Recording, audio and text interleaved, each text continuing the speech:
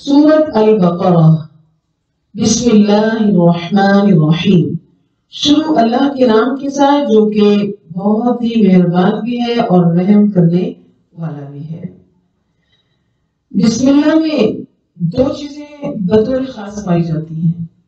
ایک یہ کہ بندے کا اللہ کی ذات پر ایمان، دوسرا یہ کہ بندے کا اللہ کے اوپر توکل، کہ جب کسی بھی کار خیر کو شروع کریں تو جب ہم بسم اللہ کہیں، بسم اللہ الرحمن الرحیم کہیں، تو اس کا مطلب یہ ہوتا ہے کہ میں اللہ سبحانہ و تعالی پر ایمان رکھتی ہوں اور اسی کے بھروسے پر میں اس کام کو کر رہی ہوں. میری صلاحیت، میری محنت جگہ پر نہیں لگ سکتی ہے. میرا اس پر عبور حاصل کرنا جو ہے، دسترس رکھنا، وہ کل نہیں ہو سکتا ہے، بلکہ اس میں اللہ کی مدد جو ہے وہ شامل حال ہوگی. تو میری صلاحیت یا میرا جو بھی مرحلہ ہے کسی بھی کام کے کرنے کا، وہ تب آسان ہوگا. پرانے زمانے میں کے عرب کے جو مشرکین تھے وہ اپنے معبودوں کے ساتھ، معبودان باطلہ کے ناموں کے ساتھ اپنے کاموں کا آغاز کرتے تھے. یعنی لات، منات اور عزا وغیرہ کا نام لیا کرتے تھے. حضرت نوح علیہ السلام کے زمانے کے لوگ ود، سواع، یغوث، نصر وغیرہ ان کے نام لے کر اپنے کاموں کو سٹارٹ کرتے تھے. اور عیسائیت کا جو مذہب ہے آج بھی وہ باپ، بیٹا اور روح القدس کے نام کے ساتھ اپنے کاموں کا آغاز کرتا ہے. اور جب اسلام کا ایک منظر پر جو وہ سورج شروع ہوتا ہے، جب اس کی روشنی چلتی ہے، تو وہاں پر اہل ایمان کو یہ حکم دیا گیا کہ وہ ہر کام کو اللہ سبحانہ و تعالیٰ کے نام کے ساتھ شروع کریں.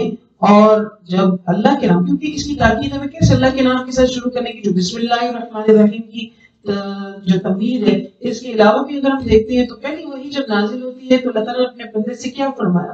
پیارے نبی صلی اللہ علیہ وسلم سے فرمایا کہ اقرأ بسم ربک الذی خلق، کہ پڑھیے اپنے رب کے نام کے ساتھ جس نے آپ کو پیدا کیا.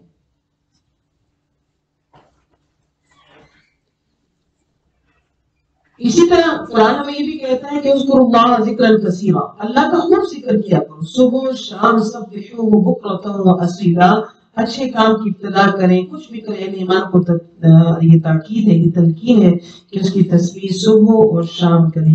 چاہے کھانا پینا ہے، کوئی کار خیر ہے، کچھ بھی ہے، تو اس پر اسی فرمان کے مطابق بسم اللہ کے ساتھ شروع کیا جائے.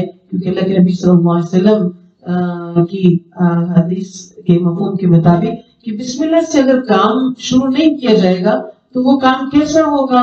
فَهُوَ أَقْطَعُ، بس وہ جیسے دم کٹے ہوئے جانور کی طرح ہوگا، یعنی بے برکت ہوگا. کہ جیسے ایک جانور کی دم کٹی ہوئی اور وہ اس کا ایک کیا حلیہ ہوتا ہے نا، تو اسی طرح سے جو جس کام پر اللہ کا نام نہ لیا جائے تو وہ بے برکت ہوگا.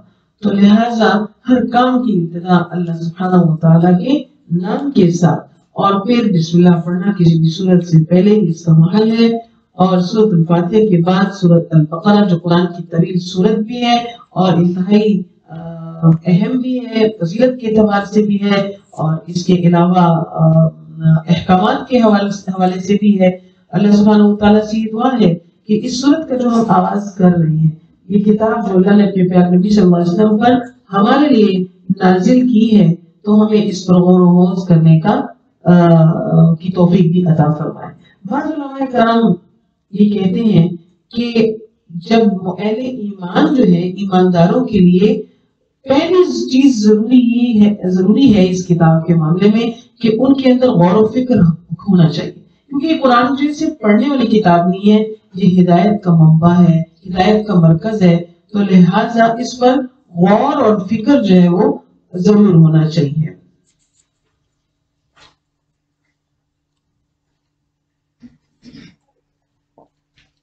اس سورت کا آغاز حروف مقطعات سے ہو رہا ہے، الف لام میم.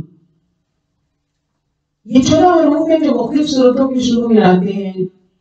اللہ سبحانہ و تعالیٰ نے ان کے کوئی معنی نہیں بیان فرمائے ہیں. یہ مقطعات برکت کے اعتبار سے، فضیلت کے اعتبار سے، وزن کے اعتبار سے اور خوبصورتی کے حوالے سے دیکھا جائے تو بہت مکمل کلمات ہیں. معنی اس کی اللہ ہی بہتر جانتے ہیں. جو اللہ کے یہاں اسرار ہیں وہ اسرار ہی رہنے دینا چاہیے، ان کے پیچھے نہیں پڑنا چاہیے. اللہ نے اس کی معنی نازل نہیں فرمایا، لیکن یہ بابرکت، اس کو یاد کرنا ہے، اس کرنا بھی موجود ثواب ہے، اس لیے یہ 14 حروف لازمی یاد کر لیں۔ الف لام میم۔ اب دیکھیں اگر میں اپنے پاس سے ایک لفظ بولوں بالفرض فا یا ہا، اس میں آپ کو کوئی وزن نہیں آئے گا، اس میں آپ کو کوئی تکمیل نظر نہیں آتی، اس میں کوئی خوبصورتی نظر نہیں آ رہی ہے کہ میں اگر دو ٹوٹے جوڑ کے آپ کو بتا دوں، لیکن قرآن کہتا ہے طاسین یاسین طہ الف لام را۔ اب یہ الفاظ جیسے کوئی عورتیں ہوتی میں جوڑ کے بتا دوں، نہ ہی ان میں تکمیل کی خوشبو ہے، نہ ہی ان کی کوئی ایسی برکت یا ایسا یعنی کہ اپنے پاس سے جو بنائیں گے اس کی کوئی ایسی توجیہ ہمیں نظر نہیں آئے گی۔ تو سبحان اللہ، اللہ کا کلام جو حکمتوں سے بھرپور ہے، معنی اعتبار سے بھی ہے اور پھر فضیلت کے اعتبار سے بھی ہے، تو یہ الفاظ ایسے ہیں جیسے کہ پورے ایک ایسے لگتا ہے جیسے سورت کو پرچھائے ہوئے، یعنی آگے ہم ذالک کتاب سے شروع کریں گے، لیکن یہ لفظ الف لام میم جو ہے جو حروف مقطعات میں سے ہے، یہ کچھ ایسا خوبصورت ہے کہ اس کو بیان کرنا میرے لیے تو بہت مشکل ہوتا ہے کہ میں اس کے بارے میں کیا بیان کروں، یہ بس بیان کر دو، اس کو پڑھ دو تو اس کا بیان ایسے لگتا ہے کہ بس وہی کلمات ہی ہیں جو بتا رہے ہیں کہ میں کیا ہوں، اس کے لیے میں اپنے پاس سے کیا بیان کر سکوں گی۔ الف لام میم ذالک الکتاب، یہ کتاب لا ریب فیہ، اس میں کوئی شک نہیں، بے شک یہ کتاب سے مراد قرآن عزیز، یہ قرآن، یہ عربی میں نازل شدہ کلام، یہ اس میں کوئی شک نہیں ہے، کس بارے میں شک نہیں ہے کہ یعنی کہ اس کو اللہ کے طرف سے نازل کرنا ہے، اس کے معنی میں کوئی شک نہیں ہے، یہ کلام کسی اور کی طرف سے ہو سکتا ہے، اس میں کوئی شک نہیں ہے۔ جیسے کہ مشرکین الزام لگاتے تھے کہ آپ نے اپنے پاس سے معاذ اللہ اس کو بنا لائے ہیں، تو انہیں چیلنج کیا گیا تم بھی پڑھے لکھو، تمہاری قابلیت کا معلوم ہو جائے، تمہاری صلاحیت کا معلوم ہو جائے، تم بھی ایک آیت بنا لاؤ جس کو آپ خود پڑھیں گے انشاءاللہ۔ تو یہ کلام شک والا نہیں ہے۔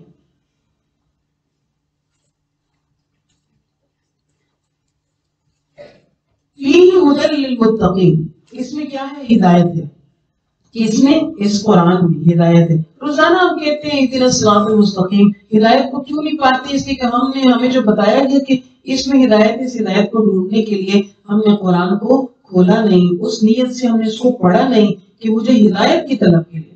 ہم میں نے قرآن کو برکت کی نیت سے پڑھا تو برکتیں ملی، جب میں نے قرآن کو اس ثواب کی نیت سے پڑھا تو بس ثواب ملا۔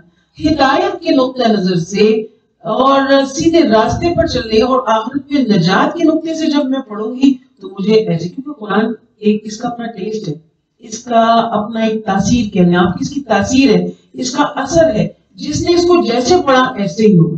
جو تقویٰ کی نیت سے پڑھتا ہے اس پر تقویٰ کے اثرات ہوں گے، اور جو اس پر عمل کی نیت سے پڑھتا ہے تو وہ کہے گا پچھلی بار پہ میرا عمل نہیں ہوا، اس کو میں پھر پڑھتا ہوں، اس کو میں پھر پڑھتا ہوں، وہ پیچھے بجائے گا بار بار آگے بھگنے کی بجائے، اس لیے کہ میں نے قرآن پڑھ لیا ہے، میں ابھی تک میرا جو ہے وہ یہ کس قسم کا تقویٰ ہے، میری کس قسم کا عمل ہے، پھر وہ ہائی لائٹ کرے گا، ہر دفعہ روئے گا دھوئے گا، اللہ میں اس سے پھر گزر گئی، میں اس سے پھر گزر گئی، میں نے ابھی بھی عمل نہیں کیا، میں نے اب بھی عمل نہیں کیا، میں نے تب بھی عمل نہیں کیا۔ پھر وہ کہتے ہیں کہ اللہ میں ابھی تک اتنی عمر میری گزر گئی، 30 سال 20 سال 25 سال 45 سال 50 سال، اللہ میں نے آپ کے قرآن کا یوں دور کیا ہی نہیں، میں نے اس سے یوں تعلق جوڑا ہی نہیں ہے، تو اب مجھے اس ہدایت کے راستے پر استقامت دے دیں۔ پھر وہ خود سے بھی کہتا ہے کہ تم نے کیا کیا ہے، یہ میں نے کیا کیا، یہ میں کیا کر رہی تھی، یہ میں نے اس کا کیسے میں بدعات میں پڑی، گمراہی کے راستے پہ چلی، اور اگر میں سمجھوں کہ نہ میں بدعت کرتی ہوں نہ میں گمراہی کرتی ہوں تو میرا پھر کیا مطلب، میں نے اس قرآن کو پھر کچھ تعلق بنایا ہی نہیں، میں نے یہ سنا ہی نہیں، میرے لیے ایک لیٹر آیا، ایک میسج آیا اور میرے لیے ایک کتاب آئی اور میں اس کی طرف جو ہے وہ آئی ہی نہیں۔ تو اسی طرح جب ہم اس نظریے سے پڑھیں گے اور پھر بندہ اپنے سے سوال کرے گا اور اللہ سے بھی یہ کہے گا کہ اللہ میں اب تک کیا کر رہی تھی، اب مجھے استقامت ہے، اور اس کے بعد وہ یہ جب یہ سوچے گی کہ میری اتنی عمر گزر گئی پیچھے کیا رہ گئی۔ کوئی بھی شخص اگر 40 سال کا ہے تو وہ آدھی سے زیادہ عمر ریشو کے حساب سے گزار چکا ہے، باقی کسی کی اگر 10 دن کی بھی زندگی ہے یا 10 سال کی ہے تو وہ اللہ ہی کو معلوم ہوتی ہے، اور ایسا ہی ہے ہمارے ارد ہم جانتے ہیں کہ زندگی کے کسی لمحے کا معلوم نہیں ہے، لیکن ایک ریشو اگر ہم تعین کریں تو جس کی 30 سال کی عمر گزر گئی ہے تو وہ آدھی گزار گیا، جس کی 35 ہو گئی ہے تو آدھی سے چڑھ آیا ہے، اور پھر اب اس کا سفر جہاں اس کا قد بڑھ رہا ہے، اس کی عمر بڑھ رہی ہے، اتنا ہی اس کی قبر کی منزل کم ہوتی جا رہی ہے نا، قریب ہوتا جا رہا ہے، آخر وہ چلتا جائے گا۔ اگر کوئی مینار پاکستان پر چڑھے گا تو وہ پہلی سیڑھی پر چڑھ رہا ہے، ایک ایک سیڑھی پر چڑھتا ہے، تھک جاتا ہے، کہیں اسٹے کرتا ہے، آخر کیا ہوگا 30 سیڑھیاں، 40 سیڑھیاں، 50 سیڑھیاں، اب وہ مینار کے کونے پر آخر کیا ہو جاتا ہے، پہنچ جاتا ہے۔ تو اسی طرح ہم 1 سال کے تھے، 2 سال کے تھے، بڑھتے بڑھتے بڑھتے اب میں اپنی اس عمر کو روزانہ میرے سے 10 کام رک جائیں، میں نہ مرنا چاہوں، میں کچھ بھی نہ کرنا چاہوں، آنکھیں بند کر لینے سے کچھ نہیں ہوگا۔ یہ حقیقت ہے کہ اگر میں کچھ بھی نہ کروں زندگی تو بھی آگے سے رکھ رہی ہے، بالکل برف کی ڈلی کی مانند کہ ہم اس کو شربت میں ڈال کے پی لیں، اس کو کولڈ ڈرنک میں استعمال کر لیں، اس کو ہم کہیں پہ بھی رکھیں، کچھ بھی رکھیں، تو اوپر سے جیسے تیز دھوپ ہو تو وہ برف جو ہے وہ پگھلتی جائے گی، ہم اس کو نہیں استعمال کر رہے ہیں، تیز دھوپ اس پہ پڑ رہی ہے، برف کیا ہو رہی ہے، اس تپش سے پگھلتی جا رہی ہے، پگھلتی جا رہی ہے، آخر کار وہ بالکل بہہ پڑے گی، ختم۔ تمہاری زندگی بھی ایسی ہے جو لمحہ بلمحہ وہ کشاں کشاں تو اپنے رب کی طرف چلا جا رہا ہے۔ تو اب گناہگار بھی رب کی طرف جائے گا اور نیکوکار بھی رب کی طرف جائے گا، ہر ایک کا راستہ جو ہے وہ اللہ ہے، سب نے اپنے رب کی طرف جانا ہے۔ اب جس طرح جو لے کر جائیں گے تو ویسے استقبال بھی ہوگا۔ اللہ تعالیٰ خاتمہ ایمان بالخیر نصیب فرمائے۔ تو اس میں ہدایت ہے کس کے لیے؟ متقین کے لیے۔ تقویٰ کیا ہوتا ہے؟ تقویٰ کی تشریح آپ لوگوں نے ابھی ہمارے استقبال رمضان پروگرام میں بہت اچھی اور بہترین سنی کہ تقویٰ جو ہے اس کا ایک تو مقام کیا ہے، وہ دل ہے، اور اسی دل کے ہی ذریعے سے انسان آمادہ ہوتا ہے مختلف کاموں میں۔ تو سب سے بہترین جو مثال، ہر بار ہم اس کے ساتھ اپنی ایمان کو تازہ کرنے کی کوشش بھی کرتے ہیں اور سمجھتے بھی ہیں کہ آپ صلی اللہ علیہ وسلم کے زمانے مبارک میں حضرت ابی بن کعب جو بڑے قاری قرآن تھے، حضرت عمر فاروق نے ان سے پوچھا کہ حضرت تقویٰ کیا ہے؟ تو انہوں نے کیا جواب دیا تھا کہ کیا آپ کو کبھی ایسے راستے پر ذاشوکن جہاں پر کانٹے ہوتے ہیں اس کے اوپر چلنے کا اتفاق ہوا ہے؟ تو ابی بن کعب نے ان سے یہ پوچھا تو انہوں نے جواب دیا کہ ہاں جی بہت بار ایسا اتفاق ہوا ہے اس پر چلنے کا۔ تو ابی بن کعب رضی اللہ عنہ نے کہا کہ پھر آپ نے وہاں کیا کیا؟ تو انہوں نے کہا کہ شموت واجتہدت، کہ میں نے دامن جو ہے وہ سمیٹ لیا اور پوری کوشش کی کہ میرا دامن جو ہے وہ کانٹوں سے نہ الجھنے پائے اور میں سلامتی سے ایسے راستے سے نکل گیا۔ تو ابھی بن کعب نے فرمایا فذالک التقویٰ، تقویٰ اسی کو کہتے ہیں کہ جب آپ نے کانٹے دار راستے پر اپنا جو ہے وہ بچایا، دامن بچایا، اپنے کپڑوں کو بچایا، اپنے آپ کو بچا بچا کر چلے ہیں، تو بالکل ایسے ہی ہے کہ تقویٰ اسی کو کہتے ہیں کہ جب ہم دنیا میں کفر بھی ہے، شرک بھی ہے، بدعت بھی ہے، خرابیاں بھی ہے، جھوٹ بھی ہے، ریاکاری بھی ہے، اور ہر طرح کی جو ہے وہ ایسی چیزیں ہیں جو ہمیں اپنی طرف الجھا سکتی ہیں، تو ان سے خود کو بچا کر چلنا تقویٰ ہے۔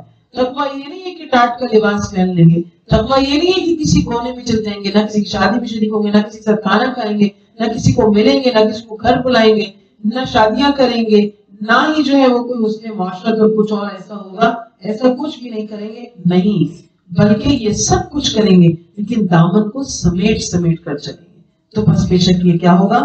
تقویٰ ہے۔ تو ایسے لوگوں کو اس میں ہدایت ملتی ہے۔ اللہم اجعلنا من الذین، وہ لوگ یؤمنون جو ایمان لاتے ہیں بالغیب، غیب پر بنا دیکھے، یعنی غیب وہ چیز ہوتی ہے جس کا ادراک جو ہے وہ ہوا سے ظاہرہ اور باطنہ عقل و فہم اور خیال کی دسترس سے باہر ہو، یعنی اللہ کی ذات، پھر اس کی صفات، فرشتے، جنت جہنم، یہ سارے دیگر آخرت کے جو معاملات ہیں یہ سب غیب میں شامل ہیں، اور غیب جو ہے وہ اللہ کی سب خاص ہے۔ بندوں کے لیے کیا آیا ہے سوائے وحی کے، یعنی بندوں میں جو افضل تھے وہ انبیاء تھے، تو انبیاء جو ہیں ان کے پر اللہ کی طرف سے وہ مختلف وقت میں وحی آتی رہی ہے، جس کے ذریعے ان کو مختلف حالات اور واقعات جو پچھلے گزر چکے، جو آئندہ پیدا آنے والے ہیں، ان کی پیشن گوئیاں ہیں۔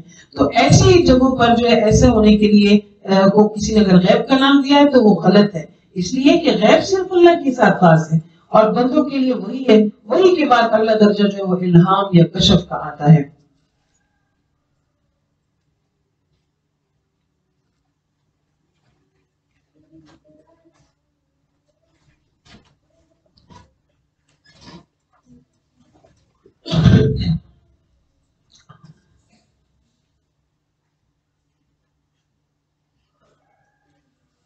الذین یؤمنون بالغیب ویقیمون الصلاۃ، یہ ساری باتیں کس کے بارے میں ہو رہی ہیں؟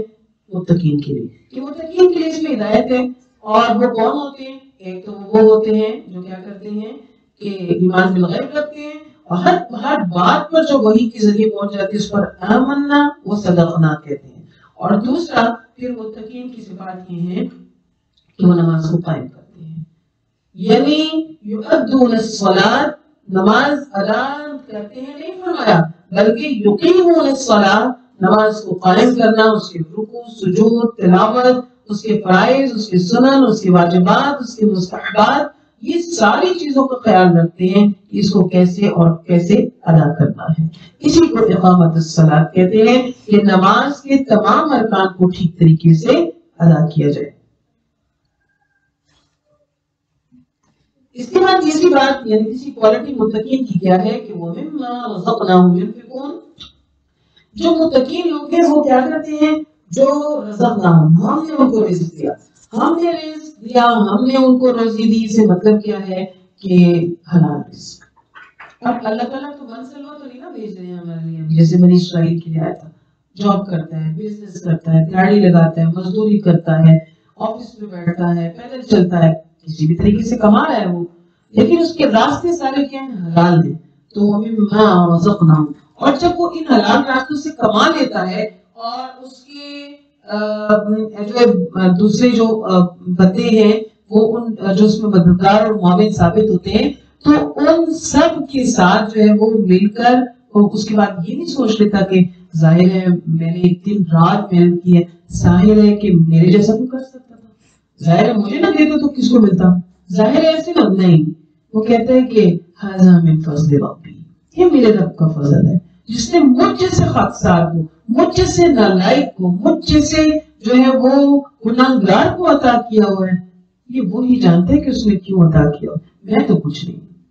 اور پھر جب وہ اس کے ساتھ یعنی جو رزق ہم نے اس کو دیا اسی میں اس میں سے وہ خرچ کرتے ہیں، دو باتیں ہو جاتی ہیں، رزق حلال کی طرف اشارہ ہوتا ہے، دوسرا خرچ کرنے کی طرف اشارہ، اپنے اہل و عیال پہ بھی خرچ کرے، یعنی کہ وہ کوئی اس میں کنجوسی اور بخل سے کام نہ لے، دوسرا یہ کہ جو ہے وہ اس کے بعد وہ اللہ کی راہ میں خرچ کرنے سے اس کو بخل نہ ہو کہ وہ اللہ کی راہ میں خرچ کرنے والا ہے۔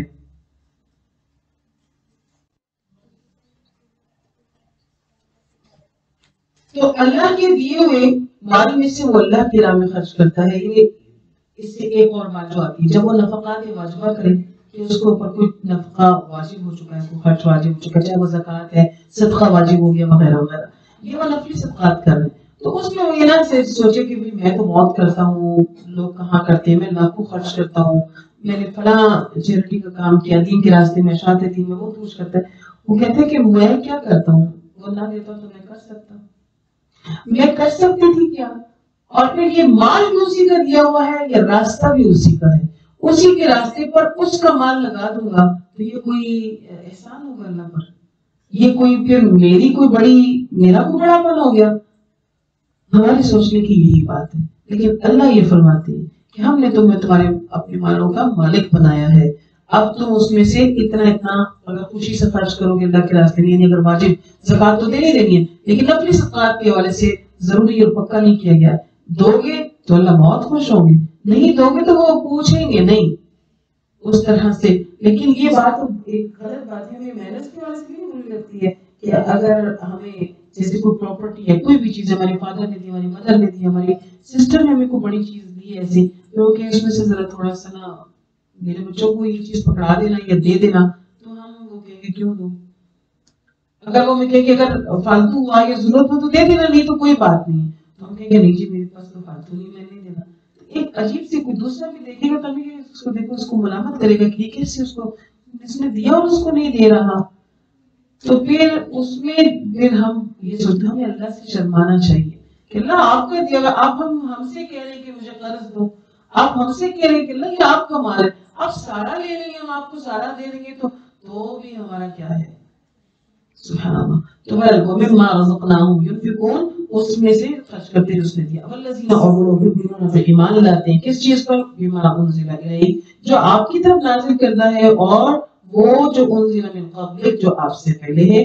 یہ جو انزل الیک اور قبل کا، یہ دونوں کے ساتھ جو کاف لگایا گیا اس کا مطلب ہے تیرے، اور یہ جو تیرے لگایا گیا ہے یہ ضمیر لوٹ رہی ہے آپ صلی اللہ علیہ وسلم کی طرف کہ نبی صلی اللہ علیہ وسلم آپ پر، یعنی قرآن جو آپ سے پہلے یعنی تورات، زبور اور انجیل، ان سب پر بھی ایمان لاتے ہیں. بے شک ہمارا ان پر ایمان ہے کہ یہ برحق کتابیں تھیں، اللہ کی طرف سے نازل ہوئی اس کے برگزیدہ انبیاء کے اوپر، لیکن ان کی امتوں نے اس کو پھر تبدیل کر دیا، اس کے اندر انحرافات اور تحریفات کر دی. تو لہٰذا جب قرآن عزیز آیا تو یہ شریعتیں منسوخ کر دی کہ کتاب کی حیثیت کو منسوخ نہیں کیا گیا. کتاب بہر اللہ کی جانب سے تھی، لیکن اس کے اندر جو کچھ ہے وہ لوگوں نے بدل دیا ہے، ہم اس پر تو عمل نہیں کر رہے کہ عمل کتاب صرف قرآن ہی ہے، اسی کو اللہ نے ہمارے لیے منتخب اور مکمل فرما دیا ہے. لیکن ہم یہ کہتے ہیں کہ تورات بھی اللہ کی طرف سے، انجیل بھی اور زبور بھی اللہ سبحانہ وتعالی کی طرف سے نازل ہوئی ہے. متقین کی آخری صفت جو اس پیرائے میں بیان کی گئی ہے، وَبِالْآخِرَةِ هُمْ يُوقِنُونَ، آخرت پر وہ یقین رکھتے ہیں. کہ آخرت کو اس لیے آخرت کہا جاتا ہے کہ وہ دنیا کا آخری دن ہے، جو جزا، یعنی آخرت بس آخرت جو ہے اس کے بعد کوئی اور دن نہیں ہے.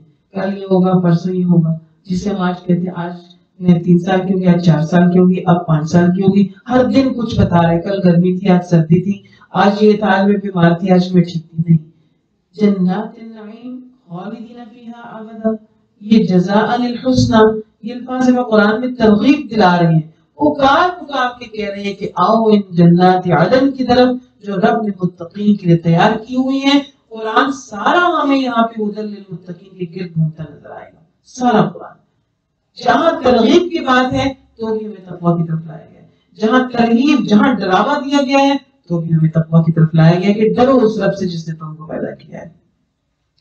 اولئک، یہی وہ لوگ. کون سے وہ لوگ؟ یہ جو باتیں ابھی ہم نے پڑھی، یؤمنون بالغیب سے، کہ یہ وہ جو لوگ ہیں علی ھدی، ہدایت پر ہیں، من ربہم، اپنے رب کی طرف سے.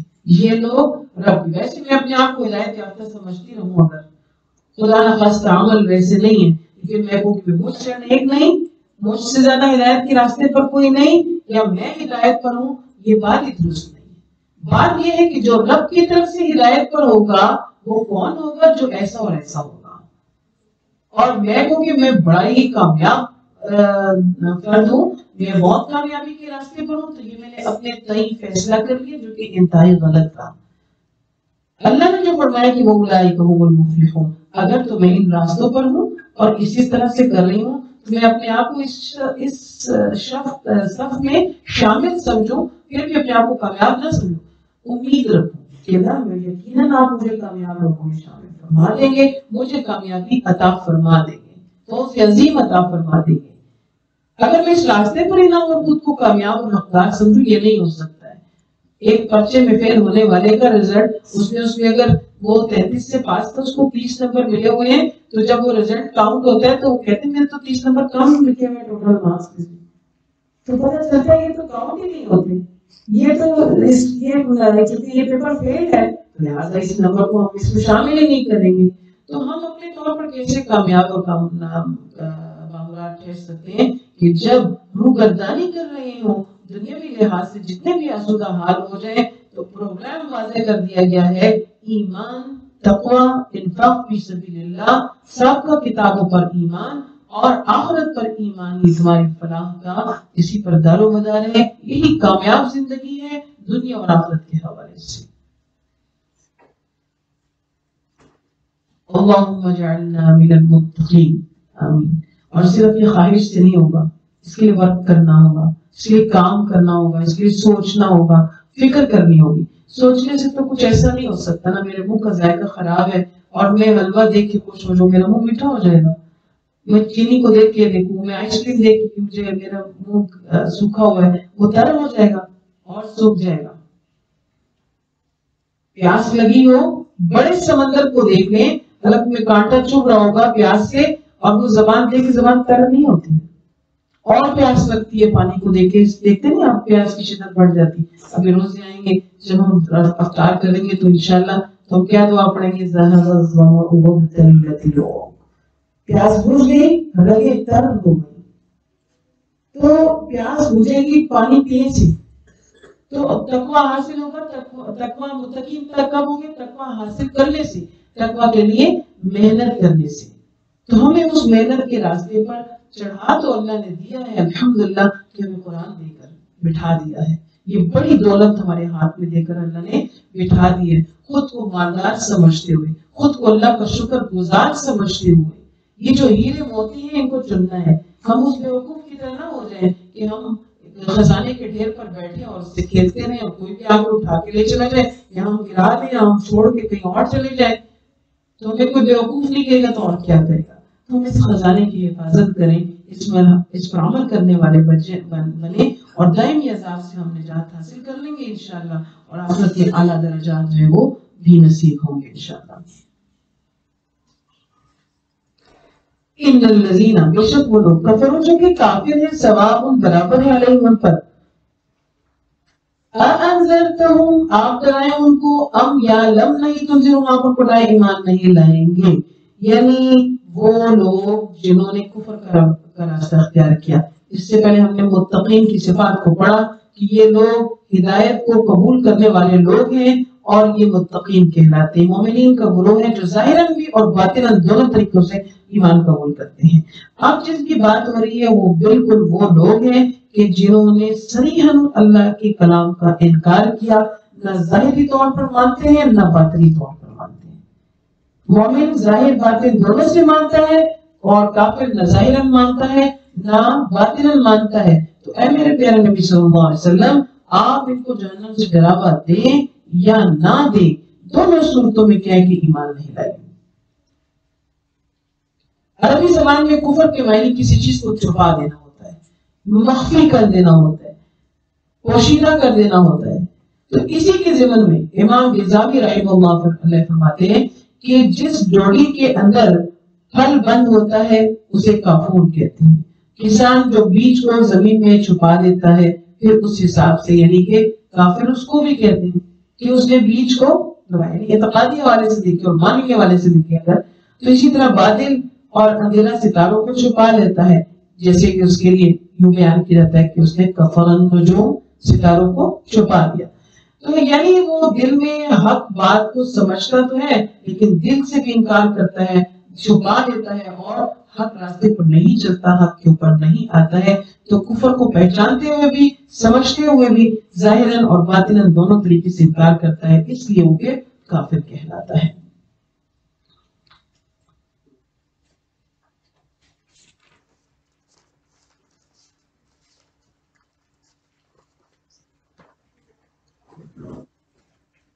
ختم اللہ، مہر لگا دی اللہ تعالیٰ نے، اعلیٰ قلوبہم، ان کے دلوں پر۔ کن کے دلوں پر؟ وہ جنہوں نے کفر کیا، اب اللہ نے بھی ان کے دل بند کر دیے۔ مہر لگی، جو اسٹیمپ کسی چیز پر لگ جائے تو اس کے بعد اس کے اوپر کوئی اسٹیٹمنٹ نہیں لکھی جا سکتی، اور اگر کسی نے اپنی طرف سے لکھ دی تو اس دستاویز کے اوپر اس تحریر کو قبول نہیں کیا جائے گا جو اسٹیمپ کے بعد ہوگی۔ تو اس لیے آخر میں مہر لگا دی جاتی ہے۔ تو لہٰذا جو کفر کی روش اختیار کرتے ہیں اللہ بھی پھر اب ان کو توفیق نہیں دیتے ہیں، اللہ نے مہر لگا دی ان کے دلوں پر، ان کے سمعیم کانوں پر، وعلی ابصارہم، اور ان کی آنکھوں پر غشاوۃ پردہ ہے، ولہم عذاب عظیم، اور ان کے لیے بہت بڑا عذاب ہے۔ ان الذین، بے شک وہ لوگ، کفروا جنہوں نے کفر کیا، سواء برابر ہے، علیہم ان پر، انذرتہم کیا آپ ڈرائیں ان کو، ام لم تنذرہم یا نہ ڈرائیں ان کو، لا یؤمنون ایمان نہیں لائیں گے، کس وجہ سے کہ انہوں نے کفر کے راستے کو پکڑ کر لیا۔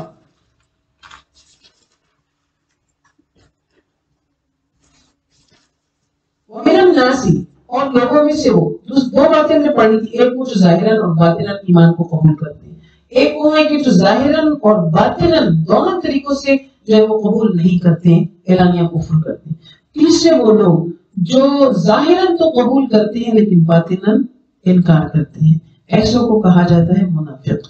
اب یہاں سے جو آیات شروع ہو رہی ہیں منافقین سے متعلق، سورۃ البقرہ کے آغاز میں جن تین گروہوں کا ذکر ہوا، مومن متقین، دوسرے کافر اور تیسرا منافق کا ذکر چل رہا ہے. ومن الناس اور لوگوں میں سے من جو یقول کہتے ہیں آمنا ہم ایمان لائے باللہ اللہ پر وبالیوم الآخر اور دن آخرت پر.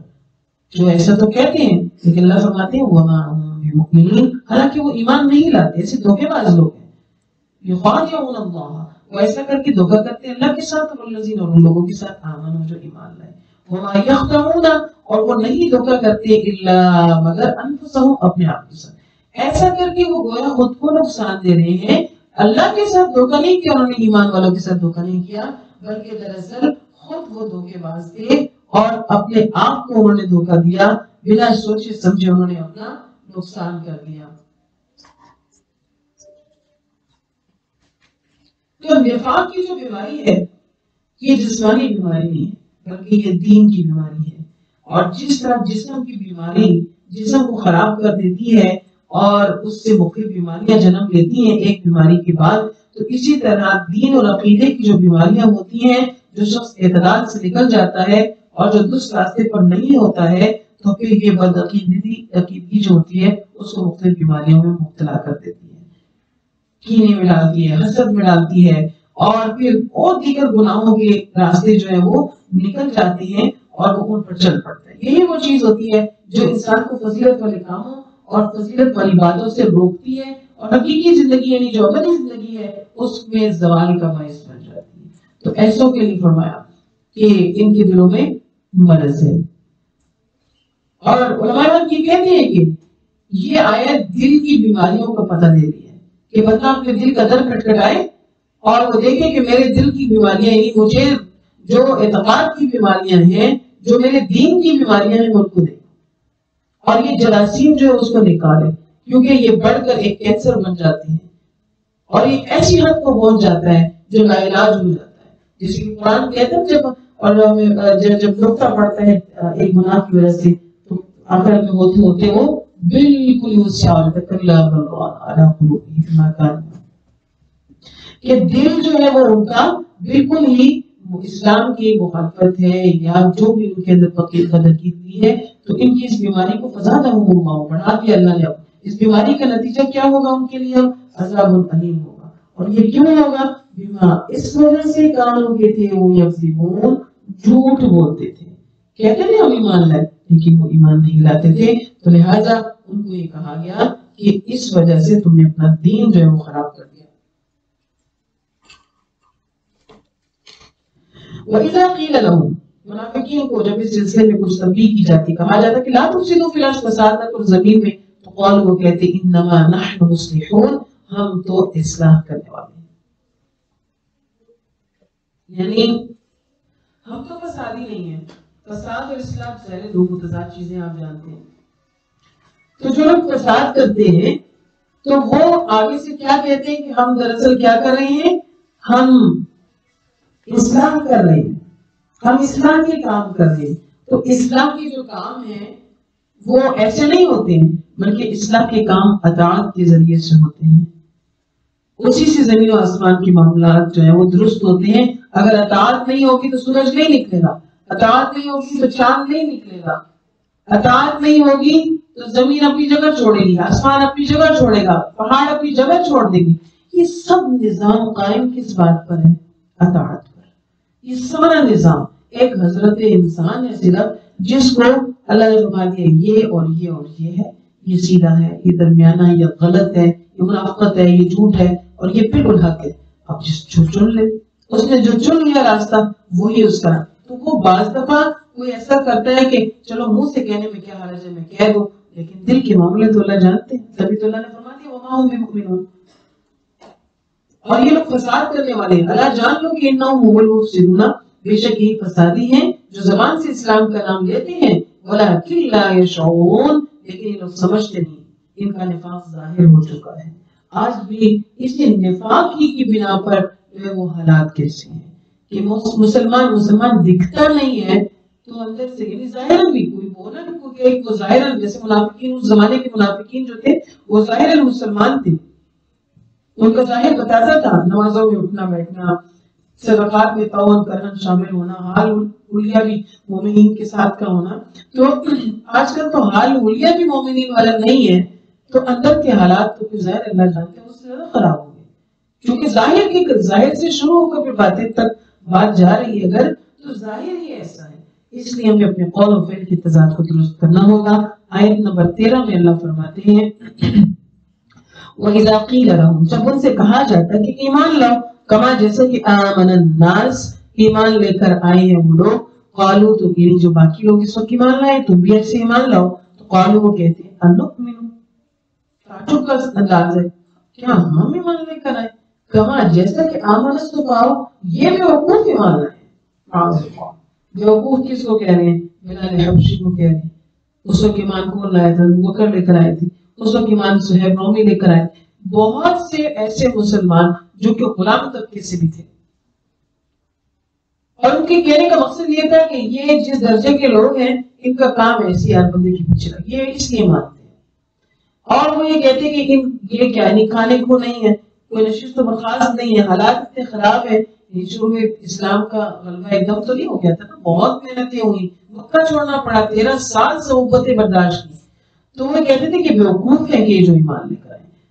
اللہ نے ان کی مدح کی، ان کو یہاں پر ان کی شان ہوئی، اور ایسا کہنے والوں کے لیے فرمایا کہ اللہ جان لو انہم هم الصفا، یہی بیوقوف ہے جو ایسا کہہ رہے ہیں، لیکن لا یعلمون، جانتے نہیں کہ منافقین اور دیگر لوگ جو ایمان کی باتیں کرتے ہیں اور پھر ایمان والوں کے لیے ایسا بولتے ہیں، تو پھر ان کے بارے میں یہ کہا گیا کہ وہ لوگ دراصل ایمان نہیں لانے والے ہیں، یہی لوگ ہیں دراصل جو غلط روش کے اوپر چلنے والے ہیں، اس کا شعور و ادراک ان کو نہیں ہو رہا ہے، لیکن جلد ہی ان کو معلوم ہو جائے گا، اس لیے کہ اللہ جو ہے وہ جانتے ہیں۔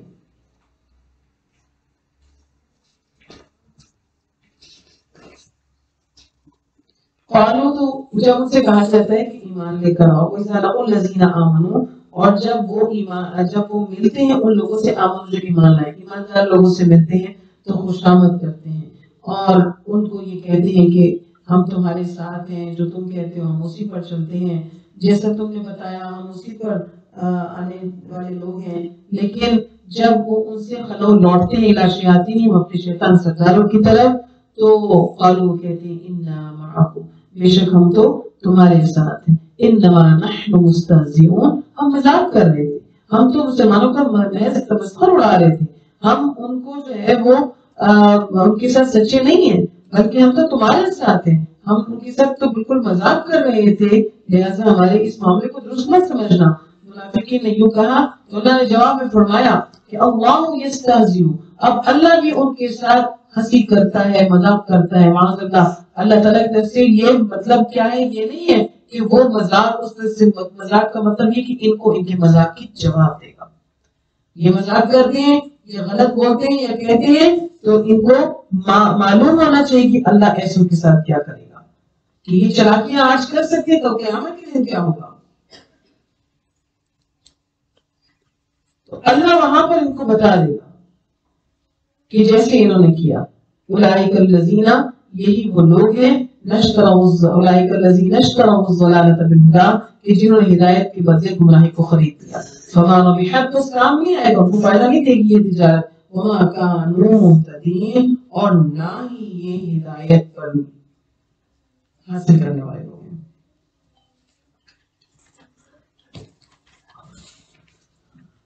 آیت 17 میں اللہ فرماتے ہیں کہ مثلوں کی مثال کا مثل الذی، مانند اس شخص کے استوقد نارا، کہ جس نے آگ جلائی، ایک بندہ ہے اس نے آگ کو روشن کیا، اس نے آگ جلائی، فلما پس جب اضاءت، وہ روشن ہو گئی، آگ بھڑک اٹھی، چمک گئی، روشنی ہو گئی، ما حولہ، اس کے ارد گرد، یعنی اندھیرے میں جب آگ کا الاؤ روشن کیا تو تھوڑی ہی دور تک معلوم ہو جاتا ہے کہ روشنی ہی روشنی ہوگی۔ منافقین کی مثال کو بیان کیا جا رہا ہے کہ منافقوں کی مثال اس شخص کی طرح ہے جس نے جنگل میں سخت اندھیرے میں آگ جلائی تاکہ روشنی بھی حاصل ہو جائے، کچھ گرمی بھی حاصل ہو جائے، اور یہ ضروریات زندگی ہے، اس کے بغیر گزارا نہیں ہو سکتا ہے۔ تو فلما اضاءت، جب اس کے ارد گرد روشن ہو گئی، یعنی منافقین نے اپنی فطری جو کی فطرت تھی اس استعداد کے مطابق ایمان کی شمع روشن کی، پھر نبی کی صحبت بھی اختیار کی، اہل ایمان کی رفاقت کو بھی اختیار کیا، اب چاہیے تھا ہی زبان سے بھی کہہ دیا کہ آمنا باللہ والیوم الاخر، لیکن ایمان کی روشنی سے حقائق کو صحیح معنوں میں انہوں نے قبول نہیں کیا، اپنے مفاد کی خاطر وقتی طور پر ایمان کا دعویٰ کیا، دل سے نور ایمان کی آگ کو روشن کرتے تو اطاعت کا جذبہ بھی پیدا ہو جاتا، لیکن ایسا نہیں ہوا۔ تو فلما اضاءت، جب وہ روشن ہو گئی، یعنی ارد گرد روشن کر دیا، تھوڑا گرد و پیش کا معلوم ہو گیا، تو پھر کیا ہو گیا کہ اللہ نے اس آگ کو بجھا دیا، یعنی اس طرح کی موت تاری ہوگی، ذهب اللہ بنورہم، کہ لے کے اللہ تعالیٰ ان کے نور کو، وترکہم، اور چھوڑ کے ان کو فی ظلمات، اندھیروں میں، تو ان کی حالت کیا ہوگی؟ لا یبصرون، نہیں دیکھتے، یعنی روشنی تو عارضی تھی، منقطع ہو گئی، تو اپنے اختیار کرتا برائیوں کے اندھیروں میں کیا ہو گئے؟ وہ گم ہو گئے۔ یعنی اب وہ جو قبر کے اندر تو اعمال کی روشنی ہوگی نا، اپنے ساتھ تو جو روشنیاں انہوں نے دنیا میں لگائی تھی وہ ساتھ ہی لے کے جا سکتے ہیں، آگے چل کے معلوم ہوگا کہ دھوکہ انہوں نے خود کو دیا تھا یا اللہ کو دیا تھا، وہاں جا کر ان کو معلوم ہو جائے گا کہ یہ دھوکہ دراصل کس کے لیے نقصان دہ ثابت ہوا اور کس کے لیے جو ہے وہ درست ثابت ہوا۔ سم بہرے ہیں، بکمن گونگے ہیں، عمی اندھے ہیں، یعنی ان کے نزدیک ان کا ان کی یہ دیکھنا سننا اس کا کوئی ان کو فائدہ نہیں، یہ وقتی گزارے ہیں جو یہ کر رہے ہیں، اور کوئی بھی چیز جو ہے وہ ان کے لیے فائدہ مند نہیں ہے یہاں پر۔ اس کے ساتھ اپنی صلاحیتوں کو خراب کر لیا ہے، صحیح بات کو سننے کی ان کو کوئی استعداد ہی نہیں ہے، صحیح بات کی طرف پلٹتے نہیں ہیں، اور فَهُمْ لَا يَرْجِعُونَ، تو پس ہی نہیں لوٹیں گے، یعنی نیکی کی طرف پلٹ کر آنے کی امید اب باقی نہیں ہے، کہ ہو سکتا ہے کہ وہ مر جائے، اور ہو سکتا ہے کہ وہ اتنا پکا ہو جائے برائیوں کی طرف کہ اب وہ واپس نہیں آ سکتا، نامہ اعمال اس نے گردن میں لٹکا دیا اپنے لیے برائی کا، تو لہٰذا واپس نہیں آ سکتا۔ یا پھر منافقین کی مثال یوں ہے کہ او کصیب، کہ مانند اس بارش کسی جو من السماء، آسمان سے ہو، فی اس میں ظلمات، اندھیرے ہوں، ورعد، اور گرج ہو، وبرق، اور چمک ہو، بارش ہو رہی ہے، اور اس مسلسل بارش، صحیح کہتے ہیں کہ زور سے برسنے والی بارش ہو، اور جب یہ بارش برسے اس میں رعد، گرج، چمک سارا کچھ ہو، تو رعد جو ہے وہ گرج کو بھی کہتے ہیں، اور رعد قرآن میں جو آتے ہیں وہ فرشتے جو بادلوں کو ہانک کر لاتے ہیں، ان کے مارنے سے جو وہ گرج پیدا ہوتی ہے، ان کو بھی رعد ہی سے تعبیر کیا گیا ہے۔ تو لہٰذا جو کفر و شرک پر ڈٹے رہے ہیں ان کے لیے وعید ہے کہ جیسے بارش میں اکثر اوقات بجلی چمکتی ہے اور تیز ترین بارش کے اندر، تو منافقوں کی حالت کیا ہے کہ وہ یجعلون اصابعہم، کہ وہ ڈال دیتے ہیں اپنی انگلیاں فی آذانہم، اپنے کانوں میں، کیوں؟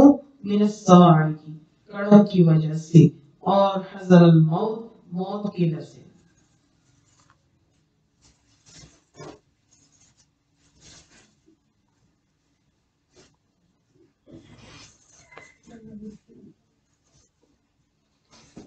واللہ اللہ تعالیٰ محیط بالکافرین، کافروں کو گھیرنے والا ہے۔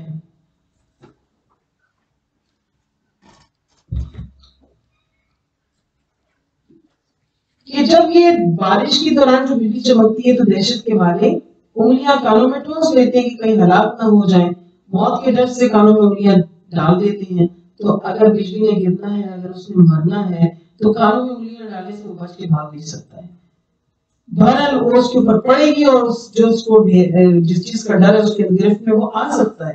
تو منافقین کی حالت ایسی ہے، یکاد البرق، قریب ہے کہ یخطف ابصارہم، کہ اچک لے ان کی بصارتوں کو، یعنی اللہ ان کو ناراضگی کی وجہ سے ان کی آنکھیں ہی اچک لے تو وہ اندھے ہو کر رہ جائیں، تو پھر وہ جو اتنا علاوہ جو روشن کیا تھا وہ روشنی فائدہ دے گی؟ باہر جتنی بھی روشنی ہو، اگر آنکھوں میں بینائی نہیں ہے تو وہ روشنی فائدہ نہیں دے گی۔ کلما جب اضاء لهم مشوا فیہ، جب وہ چلتے ہیں تو تھوڑی دور بھی تو جب روشنی ہو جاتی ہے تو اس میں چلنا شروع کر دیتے ہیں، وَإِذَا أَظْلَمَ، اور جب اندھیرا چھا جاتا ہے تو قام کھڑے ہو جاتے ہیں، یعنی کفر شرک کو اندھیرا کہا گیا ہے۔ تو اللہ تعالیٰ نے نعمتیں دی ہیں، آنکھیں، کان اور بصارت، یہ سب حواس عطا کی ہیں، تو منافقین کیا سمجھتے ہیں کہ اللہ ان کو عطا کردہ نعمتیں چھین نہیں سکتا ہے، اللہ چاہے تو سب کچھ ظاہر کر سکتے ہیں۔ تو مراد یہ بھی ہے کہ منافقین جو تھوڑی روشنی میں چلنے سے مراد یہ بھی ہے کہ جب آسانی کے معاملات ہوتے تو منافقین ساتھ دیتے، جہاں کوئی ان سے تقاضا کرتا دین تو وہیں پر وہ پیچھے ہٹ جاتے. تو اس لیے فرمایا کہ یہ جب روشنی ہوتی ہے تو مشتاق اس میں چل جاتے ہیں، اور جب اندھیرا چھا جائے تو قوم کھڑے ہو جاتے ہیں. وَلَوْ شَاءَ اللَّهُ، اور اگر چاہتا اللہ تعالیٰ تو لَذَهَبَ بِسَمْعِهِمْ وَأَبْصَارِهِمْ، اللہ چاہتے تو ان کی سماعت اور بصارت کو بالکل ہی ختم کر دیتے، لے جاتے، چھین لیتے، ان کی بینائی ضائع ہو جاتی. یعنی کہ یہ ہر بات سننا نہیں چاہتے ہیں نا، اللہ چاہتا تو ان کو کچھ بھی نہ سنواتا. ان کے کان اور آنکھیں ہوتے ہی نہ کہ جس طرح انہوں نے اس کو غلط استعمال کیا ہے تو ان سے صحیح طور پر مستفید نہیں ہوئے، تو اللہ ہر چیز کے لیے ان کو اس سے اٹھا دیتا. لیکن اللہ نے اللہ کے کو مشکل نہیں تھا، لیکن اللہ نے ان کی اس نافرمانی پر ان سے کچھ چھینا نہیں.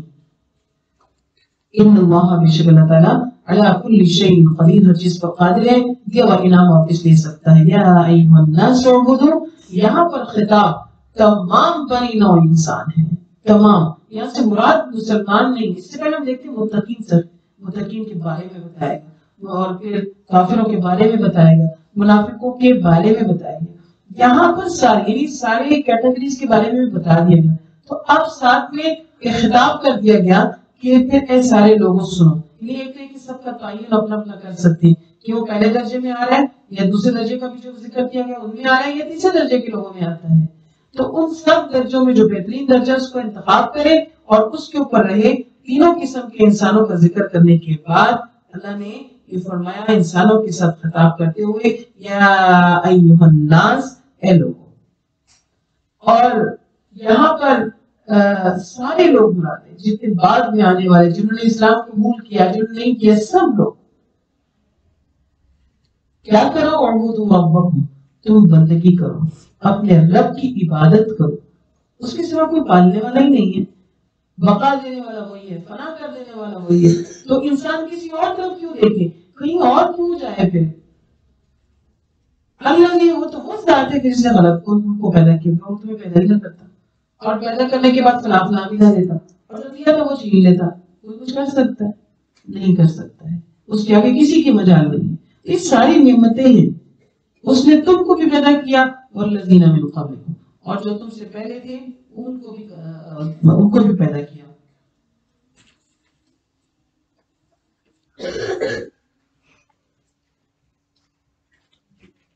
تمہیں بھی پیدا کیا اور تم سے پہلے لوگوں کو بھی پیدا کیا. یہی بات ہی بندے کے لیے کافی کہ اس کو اللہ نے پیدا کیا اور اس کی اطاعت کی، وہ اس کے فرض میں داخل ہے، اس پر لازم ہے کہ وہ اس کی اطاعت کرے. تو اللہ کا ہر چیز کو اللہ نے پیدا کیا ہے. یہاں پہ بالخصوص انسانوں سے مراد ہے کہ آپ کو پیدا کیا ہے اور آپ سے پہلے لوگوں کو بھی پیدا کیا. اور اللہ تو ہے، وہ حی ہے، وہ قیوم ہے. تو اللہ تعالیٰ نے کائنات کی کیسی کیسی تخلیقات کی ہیں. خالی درختوں کو ہم دیکھتے ہیں اور کئی درختوں کے پتے ہم ایک ایک پتا لے لیتے ہیں تو ان کا ذائقہ، ان کا رنگ، ان کی خوشبو، ان کی حیت، سبحان اللہ. ہر ایک سے ممیز ہے. دیکھ کے بتا دیتے یہ نیم کا درخت ہے، یہ دودھ کا درخت ہے، اس کا ذائقہ کڑوا ہے، اس کا ترش ہے، اس کا میٹھا ہے، یہ بھی ذائقہ محسوس ہوتا ہے، اس کے یہ لوازمات ہے، اس کے یہ لوازمات ہے. سبحان اللہ وبحمدہ. تو اس نے تمہارے لیے سب کچھ پیدا کیا ہے. اللہ جی وہی تو وہ ذات ہے جس نے جعل لکم، تمہارے لیے بنایا زمین کو فراشن فرش، والسماء، اور آسمان کو بناء چھت، وانزل، اور نازل کیا من السماء، آسمان سے ماء، پانی، یعنی بارش بھی تمہارے لیے اس نے پیدا کی ہے. فاخرج من الثمرات، اور پس پھر نکالا ہے اس کے ساتھ پھلوں کو، یعنی زمین میں وہ پانی رلا ملا اور تمہارے لیے یہ بوئے ہوئے بیج ثمرات میں تبدیل ہو گئے. کیوں؟ رزقا لکم، تمہارے لیے بطور رزق. لہذا تمہارا کام کیا بنتا ہے کہ فلا تجعلوا للہ، اللہ کے ساتھ مت بناؤ اندادا کوئی شریک، وانتم، اور جبکہ تم تعلمون، جانتے ہو. عبادت صرف اللہ کے لیے. وحید اللہ، عبادت صرف ایک اللہ کے لیے. توحید فی العبادہ، ہرگز بھی عبادت کسی کے لیے جائز نہیں. ساری کائنات کی چیزیں یہ دلائل دیتی ہیں اور وہ اس پہ گواہی دیتی ہیں کہ اللہ سبحانہ و تعالیٰ ایک ہے اور یہ تخلیق اسی کی ہے، اسی نے اس کو پیدا کیا ہے. اور ہم سب یہ بات جانتے ہیں، اور کافر بھی یہ بات جانتا ہے، مشرک بھی یہ بات جانتا ہے، لیکن باوجود اس کے وہ اللہ کے ساتھ شریک ٹھہراتے ہیں۔ وَإِن كُنتُمْ، اور اگر تم ہو، فی ریب شک، یہاں پر جو یہ آیات نازل ہو رہی ہے اعجاز قرآن ہے۔ اللہ تعالیٰ نے پچھلی آیت میں نظام کائنات سے متعلق بتایا کہ یہ اللہ نے تمہارے لیے پیدا کیا اور تم کو بھی پیدا کیا، تم سے پہلے لوگ کو پیدا کیا، یعنی وہ رب ہے، وہ خالق ہے، اپنی ربوبیت کو، اپنی خالقیت کو بیان کیا۔ اور پھر اس بات کو بھی واضح کر دیا کہ اگر تم شک میں ہو، پھر ریبن شک میں اس چیز کے بارے میں جس کو نازل کیا رب نے، جس کو ہم نے نازل کیا اپنے بندے پر، یعنی محمد رسول اللہ صلی اللہ علیہ وسلم، تو ہم نے ان کے اوپر یہ فرقان، یہ قرآن نازل کیا ہے، اس کے اوپر تمہیں کوئی شک ہے تو تم کو یہ چیلنج دیا جاتا ہے اپنی صلاحیت سے گروہکار لے آؤ، ایک نہیں مل کر لے آؤ، صرف کیا فاتو بسورۃ من مثلہ، ایک سورت، ایک آیت، ایک مقطع، ایک ٹکڑا بنا لو اور یہ کوشش کر لو۔ یہ چیلنج دیا گیا ہے قرآن کی فصاحت اور بلاغت کے لحاظ سے کہ فصیح و بلیغ کلام لے آؤ، بنا لو۔ تم عربی بولنے والے لوگ ہو، عربی دان ہو اور زبانداری میں خوب ماہر ہو، جامعیت پیدا کر سکے کوئی ایسی صورت لے آؤ کہ کوئی ایسی باتیں تو عربی میں کر لگے ہو، لیکن کوئی ایسا مکمل کلام بھی پیش کر سکتے، اس کی کوئی ایسی تاثیر بھی پیش کر سکتے جس سے کوئی کافر مسلمان ہو سکے، جو اللہ کی وحدانیت کا اس سے قائل ہو سکے۔ یہ کلام اللہ ہے اور صرف اللہ نے اس کو نازل کیا ہے۔ اور پھر بلا لو سارے اپنے گواہوں کو اللہ کے سوا، ان کو تم اگر ہو تم صادقین سچے۔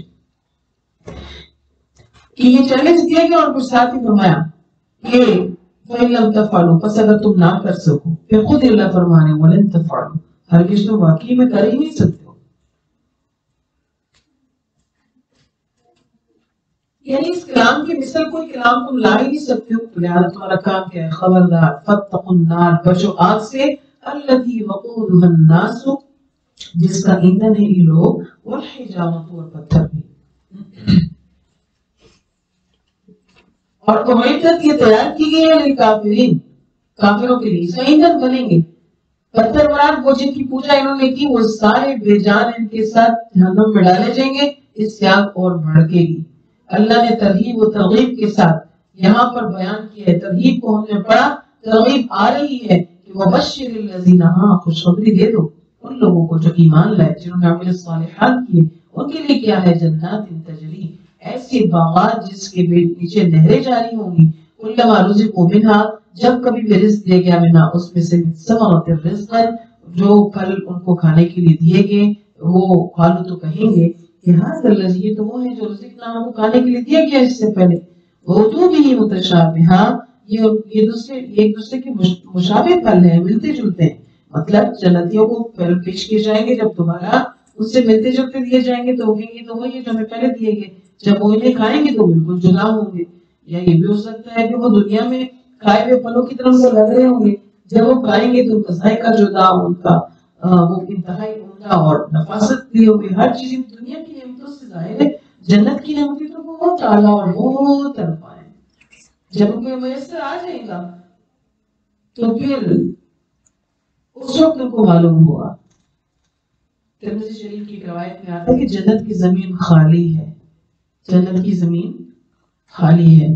سبحان اللہ والحمدللہ ولا الہ الا اللہ واللہ اکبر کہنا اس خالی زمین میں درخت لگانے کے مترادف۔ اللہ اکبر کبیرہ، کہ بندہ مومن اللہ کی حمد کو بیان کرے گا، افضل الذکر لا الہ الا اللہ کہے گا، وہاں اللہ تعالیٰ اس کے کلمات کی اتنی قدر فرماتے ہوئے، کتنا وقت لگا مجھے عبادت کرنے میں، گننے کا ٹائم بھی نہیں ہوا، اتنا شارٹ تھا۔ اللہ نے درخت لگا دیے اخلاص کے ساتھ پڑھا، جس نے واقعی کہا اللہ آپ کے سوا کوئی معبود نہیں، لا الہ الا اللہ، لا الہ الا اللہ، اس لیے یہ پیش کس کی بھی ہوں گے اپنے، اللہ جس کی جیسے قبول کرتا ہے، لیکن یہ اس میں تو گارنٹی، اس میں تو کوئی دوسری بات ہی نہیں ہے، بندہ کہتے ہیں واقعی اللہ آپ کے سوا کوئی معبود نہیں، آپ کے سوا کوئی عبادت کے لائق نہیں، तारीफ वाले, अल्लाह आप ही सबसे बड़े और अल्लाह आप ही का बस शुक्र। आप जब वो अल्हम्दुलिल्लाह नहीं कहता, वो कहता है अल्हम्दुलिल्लाह, जोर वो बोल रहा है ना, अंदर से बोल रहा है कुछ कि तारीफ वो कर रहा है। वो कैसे तारीफ कर रहा है, वो बयान ही नहीं कर सकता। मैं अपने मुंह से कैसे चला जाए शुक्र, मुझे ये भी दिया, मुझे ये भी दिया, मुझसे ये भी करवाया, वो भी करवाया। कोई मजा इतना नहीं आ रहा ये बात कहने में। शुक्र के कलिमात तो बोल रही हूँ अल्हम्दुलिल्लाह, लेकिन जब सिर्फ आंखें बंद की, सोच जबान पर इतनी बातें नहीं आती ना, सोच में बहुत कुछ आता है। सुभान अल्लाह, ये अल्लाह की तख्लीक है। दिमाग में क्या क्या चीजें आके फिक्स हो रही है, इतना सा दिमाग क्या क्या। इस सब में सोचूं तो मुझे अपने बचपन के हालात भी दिमाग में लाऊं, अभी की भी लाऊं, आगे की कुछ फिक्रें सोची हूं, आपके बारे में सोचूं, ये सारी चीजें आ गई है इस जगह में नजर डाली। इस सारी चीजों से सुन देखने के बाद के बहुत करम है अल्लाह का, जब आंसू की उसने आंखें बंद की, इन तमाम चीजों को सोचते हुए उसने कहा अल्हम्दुलिल्लाह। इस एक एक चीज का शुक्र अदा हुआ और अल्लाह ने जन्नत की जमीन पर दरख्त लगा दिया। दुनिया में जो यहाँ दरख्त लगाए जाते हैं तो कैसे हरी भरी हो जाती है, छोटे छोटे लॉन होते हैं लोगों के। हम जब किसी ऐसी शाहराह पर जाएं जिसमें एक दरमियान में एक लाइन, एक बाढ़ नजर आती है दरख्तों की, कितना खूबसूरत लगता है। तो बंदों के लगाए हुए बड़ी मुशक्कतों वाले, ये तो ना पानी दिया ना बुजुर्ग का, ला इलाहा इल्लल्लाह, अल्लाहु अकबर, अल्हम्दुलिल्लाह। इंशाअल्लाह अल्लाह से उम्मीद है कि जिन जिन आप सब ने मेरे साथ पढ़ा, अल्लाह ने हमारे वहाँ पे इस तरह की, जैसे कुरान और हदीस से हमें की अहमियत और फजीलत वाज़िल की, अल्लाह ने हमारे वहाँ दरख्त लगा दिए। और फिर मेरी ख्वाहिश है कि अल्लाह हमें वहाँ तक ले जाए, इस रास्ते पर चलाते चलाते आखिर अल्लाह में फरमाए कि ये वो जन्नत है जो तुमको दी जा रही है, आज तुमको इसका वारिस बना दिया गया। फिर अल्लाह ताला हमें अपने फरिश्तों के साथ हमें वो मकाम दिखाएं कि जब तुमने किसी नशिस्त पे बैठकर ऐसे वाकई तुमने कहा अल्हम्दुलिल्लाह, वाकई तुमने कहा ला इलाहा इल्लल्लाह, तो ये वो वाला दरख्त है। और फिर हम उसको वहां देखें, फिर वहां पे क्या होगा, काश मैं तब भी ऐसे कर लेती, तब भी ऐसे, यहाँ पे तो मेरे ही दरख्त नजर आते सिर्फ।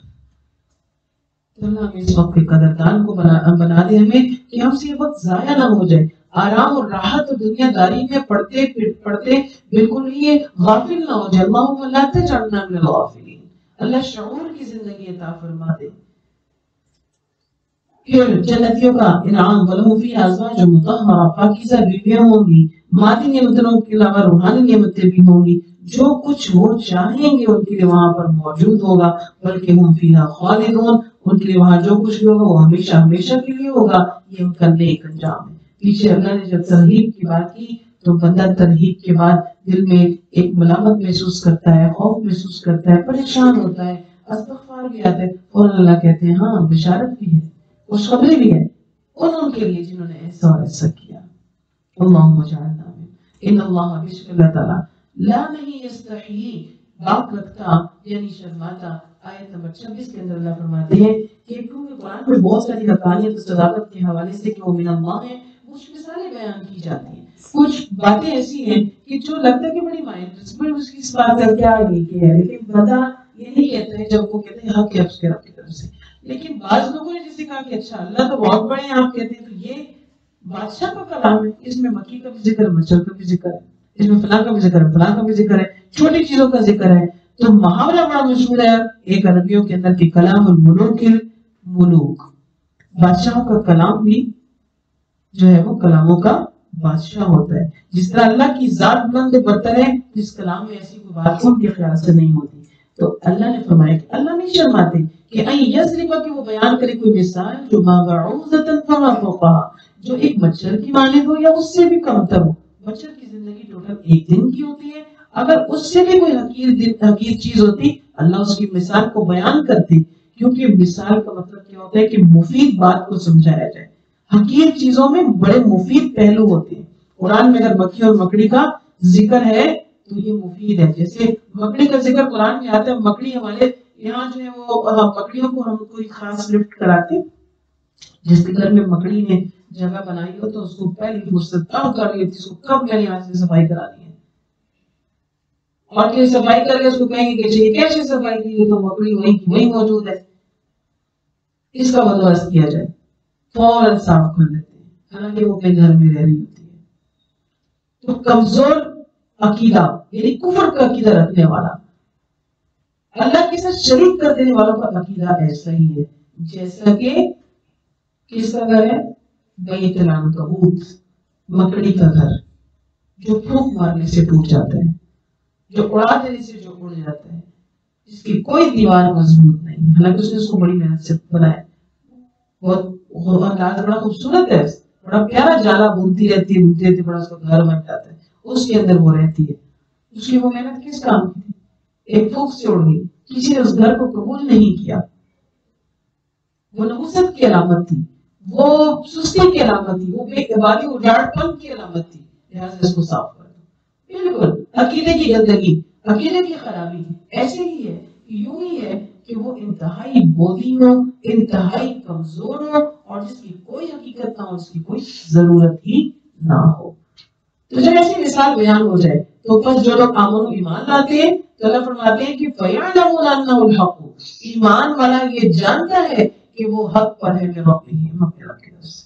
यानी ये मिसाल जो है वो हक बयान हुई अल्लाह की तरफ से। जिसका कुफर का अकीदा है वो कहता है माज़ा अरादुल्लाहु बिहाज़ा मसला, क्या इरादा है अल्लाह का इस मिसाल के साथ। अब मकड़ी और मच्छर की बातें सुनो बैठ, तो मकड़ी की बात जब मैंने सुनी तो क्या इस बात से मुफीद बात नहीं मालूम हुई कि मकड़ी का घर बड़ा ही कमजोर होता है, कुफर का अकीदा भी ऐसे ही कमजोर होता है, जिसे ना दुनिया में कोई काबिल कबूल उस तरह का है और ना ही उसको आखिरत में निजात देने वाला है जो एक फूंक से उड़ जाने वाला है। ये कुरान है, अल्लाह फरमाते हैं कि युज़िल्लु बिही कसीरा, इससे गुमराह होते हैं बहुत सारे, वयहदी बिही कसीरा, और हिदायत पा जाते हैं बहुत सारे। हिदायत की बात तो समझ आती है, लेकिन गुमराही की बात सादी सी बात है कि कुरान नाज़िल होता है, अल्लाह के नबी दावत देते हैं, कोई अबू बकर बन जाते हैं, कोई अबू लहब बन जाता है, कोई आपका सिद्दीक कहलाता है और कुरान उसको सिद्दीक कहता है, और कोई हाथ में पत्थर उठा लेता है, कोई अबू जहल बन जाता है, कोई अब्दुल्ला बिन उबई बन जाता है। क्यों? कि उसके अंदर अताअत का जज्बा नहीं है, उसने हक को कबूल ही नहीं किया, उसने और फिर उसने सुना ही नहीं, और कुछ ऐसे थे कि उन्होंने सुना, उन्होंने समझा, लेकिन इनकार कर दिया। कुछ ऐसे थे कि जिन्होंने सुबह माना शाम को इनकार कर दिया, और सुबह फिर माना, क्योंकि इनके साथ गुजारा अच्छा चले, मुसलमान वाले खिलाफ ना हो। अमल जहां जहां आया वहां पे ऐसों को मुनाफिक कहा गया। अल्लाह हमारे ईमान की हिफाजत फरमाए, हम सबको इखलास से नियत अता फरमाए, हमें दीन की समझ अता फरमा दे। और अल्लाह फरमाते हैं कि गुमराही तो गुमराह हो जाते हैं, रास्ता नहीं पाते हैं, आसान सी बात नहीं समझते हैं, लेकिन कौन लोग? वमा युज़िल्लु बिही इल्लल फासिकीन, मतलब वो लोग जो कि नाफरमान हैं, जिन्होंने अपने ईमानदार होने का कोई सबूत नहीं दिया। जो मुनसिफ मिजाज होता है, जो ईमानदार होता है, वो हक का तालिब होता है, जो हक का तालिब होता है वो गुमराह नहीं होता है। उस पर आजमाइशें आती हैं, अल्लाह उसको जहां जब वो नहीं ना गिरना चाहता है, जब उसके लिए वो कोशिश करता है, जहां एक वक्त ऐसा आता है कि अब तो गिरना ही गिरना है, अब मैं क्या करूं, अब तो ऐसे हालात, ऐसी दलील, ऐसी बातें आ गई हैं कि वो करना पड़ेगा। ये बात अब दिल भी कर रहा है इस तरफ चला जाऊं, ना किया तो ये हो जाएगा। हाँ, अल्लाह नहीं गिरने देते, वहां अल्लाह ईमान को मजबूत कर देते हैं, वहां अल्लाह बंदे को ठहराव दे देते हैं। आप सूरह फाल जब पढ़ेंगे तो वहां आप उन दो ग्रोहों के बारे में पढ़ेंगे कि जिन्होंने बुज़दिली दिखाने का इरादा कर लिया, जिन दो ग्रोहों ने, अल्लाह ने उनको मजबूत कर दिया, अल्लाह ने उनको बुज़दिल होने नहीं दिया, इसलिए कि सच्चा मोमिन इखलास वाला अभी तक इखलास पर कायम था, यहाँ डगमगाने लग गया, वहां अल्लाह ने उसको इस्तिकामत दी, क्योंकि उनकी दुआ भी यही होगी। और जब बंदे की दुआ ये होती है आपके तालिब की कि अल्लाह मुझे गुमराह ना होने देना, तो अल्लाह उसको गुमराह नहीं होने देते हैं बेशक। अल्लाज़ीना वो लोग हैं उसने जो तोड़ डालते अल्लाह का वादा में बाद मीसाक़ी उसके मजबूत कर देने के बाद, और यक़तऊन और वो कता करते हैं मा अमरल्लाह जो हुक्म दिया उनको अल्लाह ने, अय्यू सलाह कि वो जोड़ेंगे और वो उससे कता करते हैं, कता रहमी करते हैं, युफ़सिदूना फ़िल अर्ज़ और फसाद करते हैं जमीन में, उलाइका ये लोग हुमुल ख़ासिरून यही नुकसान उठाने वाले हैं।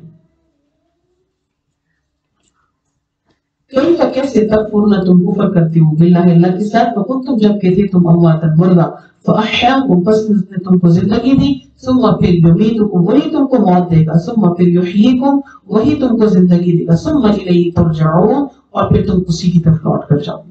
وہی ہے وہ ذات خلقکم جس نے تم کو پیدا کیا اور ما فی الارض جميعا جو کچھ زمین میں وہ سارا کچھ پیدا کیا.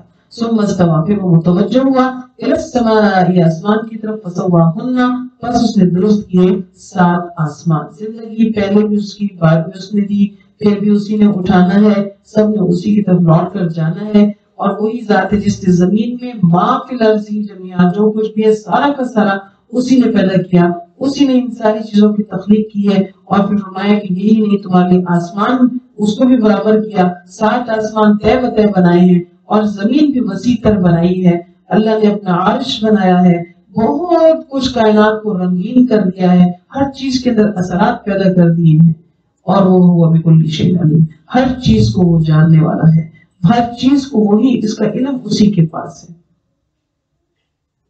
اور جب کہا تیرے رب نے للملائکۃ فرشتوں سے کہ انی بے شک میں جاعل بنانے والا ہوں فی الارض زمین میں خلیفتاً ایک نائب. تو انہوں نے کہا کہ اتجعل کیا آپ بنائیں گے اس میں من جو یفسد فساد کرے ویسفک الدماء اور خون بہائے. اللہ نے انسانیت کی تخلیق جب فرمانے کا ارادہ فرمایا اور انسان کو پیدا کرنے لگا تو فرشتوں پر اس چیز کو مطلع کیا کہ اللہ تعالیٰ زمین میں اپنا نائب بنانے والے ہیں. نائب کی حیثیت جو ہوتی ہے وہ مستقل نہیں ہوتی ہے. آپ جانتے ہیں کہ کسی کو اپنی جگہ پر کچھ کام دینے کا مطلب یہ ہوتا ہے کہ فلاں دن تک آپ اٹھا لیا اس کے بعد پھر وہ کام اس کے ذمہ نہیں رہے گا. تو اس نے زمین میں اپنا نائب بنایا جانشین بنایا. اور جب اس کی تخلیق کے بارے میں فرشتوں کو معلوم ہوا کہ یہ تو تخلیق ایسی ہے کہ جو جن کا مادہ ایسا ہے کہ یہ زمین پر فساد بھی کریں گے خون بھی بہائیں گے. تو اللہ تعالیٰ نے اس گمان کے اظہار پر جو فرشتوں نے اللہ کی بارگاہ میں کیا تو فرمایا کہ وَنَحْنُ نُسَبِّحُ بِحَمْدِكَ کہ جبکہ ہم تسبیح بیان کرنے والے ہیں. یعنی ایسی مخلوق کی کیا یعنی کہ یہ سمجھ لیجیے کی ضرورت ہے. تسبیح تو ہم بھی اللہ کی بیان کرتے ہیں پاکی بیان کرتے ہیں اور فرشتے گناہ نہیں کرتے ہیں وہ اس گناہوں سے پاک مخلوق ہے. وَنُقَدِّسُ لَكَ ہم آپ کی تسبیح بیان کرتے ہیں تقدیس کو بیان کرتے ہیں لہٰذا ہم اس کے لیے کافی ہیں تحمید کو بیان کرتے ہیں. اللہ نے فرمایا کہ قَالَ إِنِّي أَعْلَمُ مَا لَا تَعْلَمُونَ تم اس راز کو نہیں جانتے صرف میں جانتا ہوں کہ میں انسان کو اور انسان کی ابتدا ہوئی حضرت آدم تو میں آدم میں کس قدر کمال اور شرف و ودیت کرنے والا ہوں یہ تم نہیں جانتے. سبحان اللہ. فرشتوں کو جواب دے رہے ہیں اللہ تعالیٰ انسان کے لیے اور پہلے انسان آدم اور پھر آگے ابن آدم جو آج تک چل رہے ہیں ان کی اللہ نے فرمایا کہ میں بہت کمال اور شرف دینے والا ہوں. وَعَلَّمَ اور سکھایا آدم کو اسماء نام کچھ چیزوں کے نام اللہ نے آدم علیہ السلام کو سکھا دیے. ان ناموں سے کیا مراد ہے اللہ نے کون سے نام ان کو سکھائے مختلف اقوال آتے ہیں اس کے حوالے سے. اللہ تعالیٰ نے مختلف نام سکھائے آدم علیہ السلام کو مختلف اجناس کے اور پھر عرضہم ان کو پیش کیا علی الملائکۃ فرشتوں کے سامنے کہ فرشتوں کو حکم دیا کہ پھر جب فرشتوں کا ہم نے سامنا کرایا اور فرشتوں سے کہا کہ ہم کیوں نہیں مجھے بتاؤ بھی اسماء ہؤلاء ان ساری چیزوں کے نام ذرا تو بتاؤ ان کو تم صادقین اگر تم سچے ہو. تو کہنے لگے کہ سبحانک پاک ہے آپ کی ذات پاک ہے لا علم لنا ہمیں علم نہیں ہے الا مگر ما علمتنا جو ہم کو آپ نے سکھایا. نہیں بے شک آپ ہی انتر عالم الحکیم ہے آپ ہی جاننے والے. فرشتوں نے عاجزی کا اظہار کر دیا کہ ہمارے لیے یہ صلاحیت نہیں ہے. یہاں پر فرشتوں کی نگاہ میں اس چیز کو واضح کر دیا کہ انسان کو ہم نے پیدا کیا اور اس میں علمی صلاحیت کو پیدا کیا. انسان کو ہم نے علمی صلاحیت دی ہے اور یہ کمال ہم نے انسان کو دیا ہے فرشتوں کو نہیں دیا.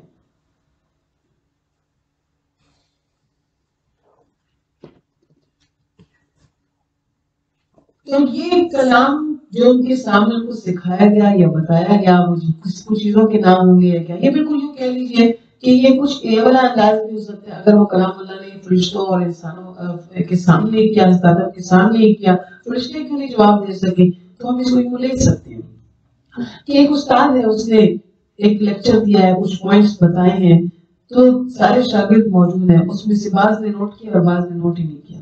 بعض کو سمجھ آئی بعض کو سمجھ ہی نہیں.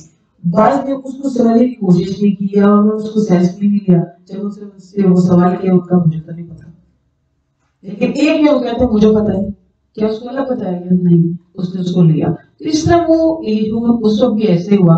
کیا اس کو یوں بھی اس کا معنی ہو سکتا ہے کہ اللہ نے ایک چیز انسان کے اندر یہ رکھی ہے کہ کوئی بھی چیز وہ دیکھتا ہے، مثال کے طور پر اگر یہ میرے پاس ایک قلم پڑا ہوا ہے، اگر میں آپ کو دکھاؤں اور آپ کہیں گے یہ کیا ہے، تو آپ کہیں گے یہ پین ہے، اس کا یہ مارکر ہے، اس کا سائز موٹا ہے، اس کا ڈھکن سبز رنگ کا ہے، نیچے سے یہ سلور رنگ کا ہے، یہ کٹا ہوا ہے، یہ موٹا لکھتا ہے، مجھے اس سے لکھنا پسند ہے، مجھے اس سے لکھنا نہیں پسند ہے، مجھے اس سے لکھنا نہیں آتا ہے. اتنی باتیں کوئی چیز کے بارے میں کریں. یہ علم ہے جو یہ پڑھاتا تو نہیں نا کوئی. کسی بچے کو آپ ایسے کچھ جیسے کریٹیوٹی کا کام ہوتے ہیں جب ٹیچر کراتے ہیں کچھ، تو وہ بچوں کو چیز دیتے ہیں، ہم کہتے ہیں 5 sentences لکھیں اس کے اوپر. وہ پڑھاتے تو نہیں نا، تو بچے اپنے دماغ سے دیکھتے کہ یہ کیا ہے اور کیا ہے اس کے اوپر لکھیں گے.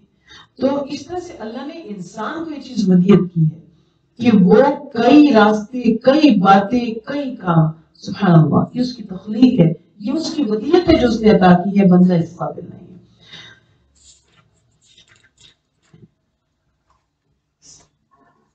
تو اللہ نے آدم علیہ السلام سے فرمایا کہ اے آدم، اے آدم، ہم بتاؤ ان کو باسمائہم، ان چیزوں کے نام ذرا آپ تو بتائیے. فلما انبأہم، پس بتا دیے ان کو آدم علیہ السلام نے باسمائہم، ان ساری چیزوں کے نام.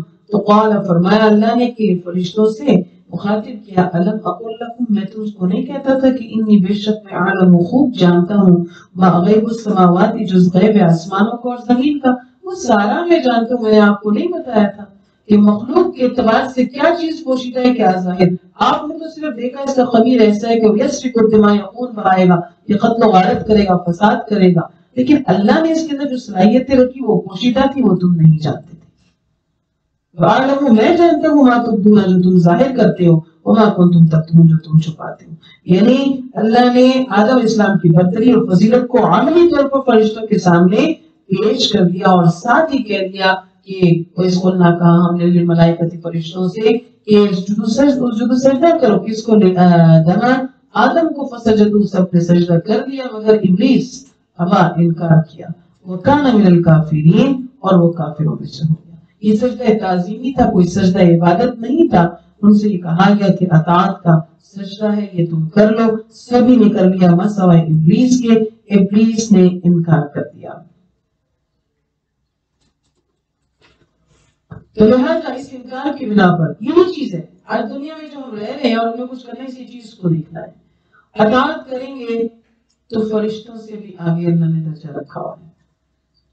انسان کو فضیلت ہے فرشتے پر. اور اطاعت نہیں کریں گے تو شیطان جیسا ہے اس سے بدتر. کیونکہ شیطان کون ہے؟ رجیم ہے، مردود ہے، نکال دیا گیا، وہ لعین ہے. تو اللہم ارحمنا بالقرآن العظیم کہ اطاعت کے خوب درجے ہوں. اس نے کہا انا خیر منہ، میں اس سے بہتر ہوں، میں اس سے اچھا ہوں. ابا، انکار کیا، واستکبر، اور تکبر کرنے والا ہو گیا، انکاریوں میں سے ہو گیا. تو لہٰذا اپنے آپ کو کچھ نہیں سمجھنا، ایسا سمجھنے سے وہ کفر کرنے والوں میں ہو گیا تھا. جبکہ اس سے پہلے ابلیس ایک نیک جن تھا، عبادت کرنے والا تھا، اور اس کے مختلف خطابات بھی تھے، اور وہ ایک صحیح طرز عمل پر تھا. لیکن انسان دشمنی نے اس کی تخلیق کے جنس کو دیکھتے اس نے کہا کہ نہیں، میں اس جیسا نہیں، میں اس کے برابر کیوں، اور برابر کیا، میں اس کو سجدہ یہ نہیں ہو سکتا. جب اس نے یہ کہا کہ نہیں ہو سکتا، تو اللہ نے بھی کیا کہا کہ یہاں سے نکل جاؤ، تم کون ہو؟ شیطان رجیم.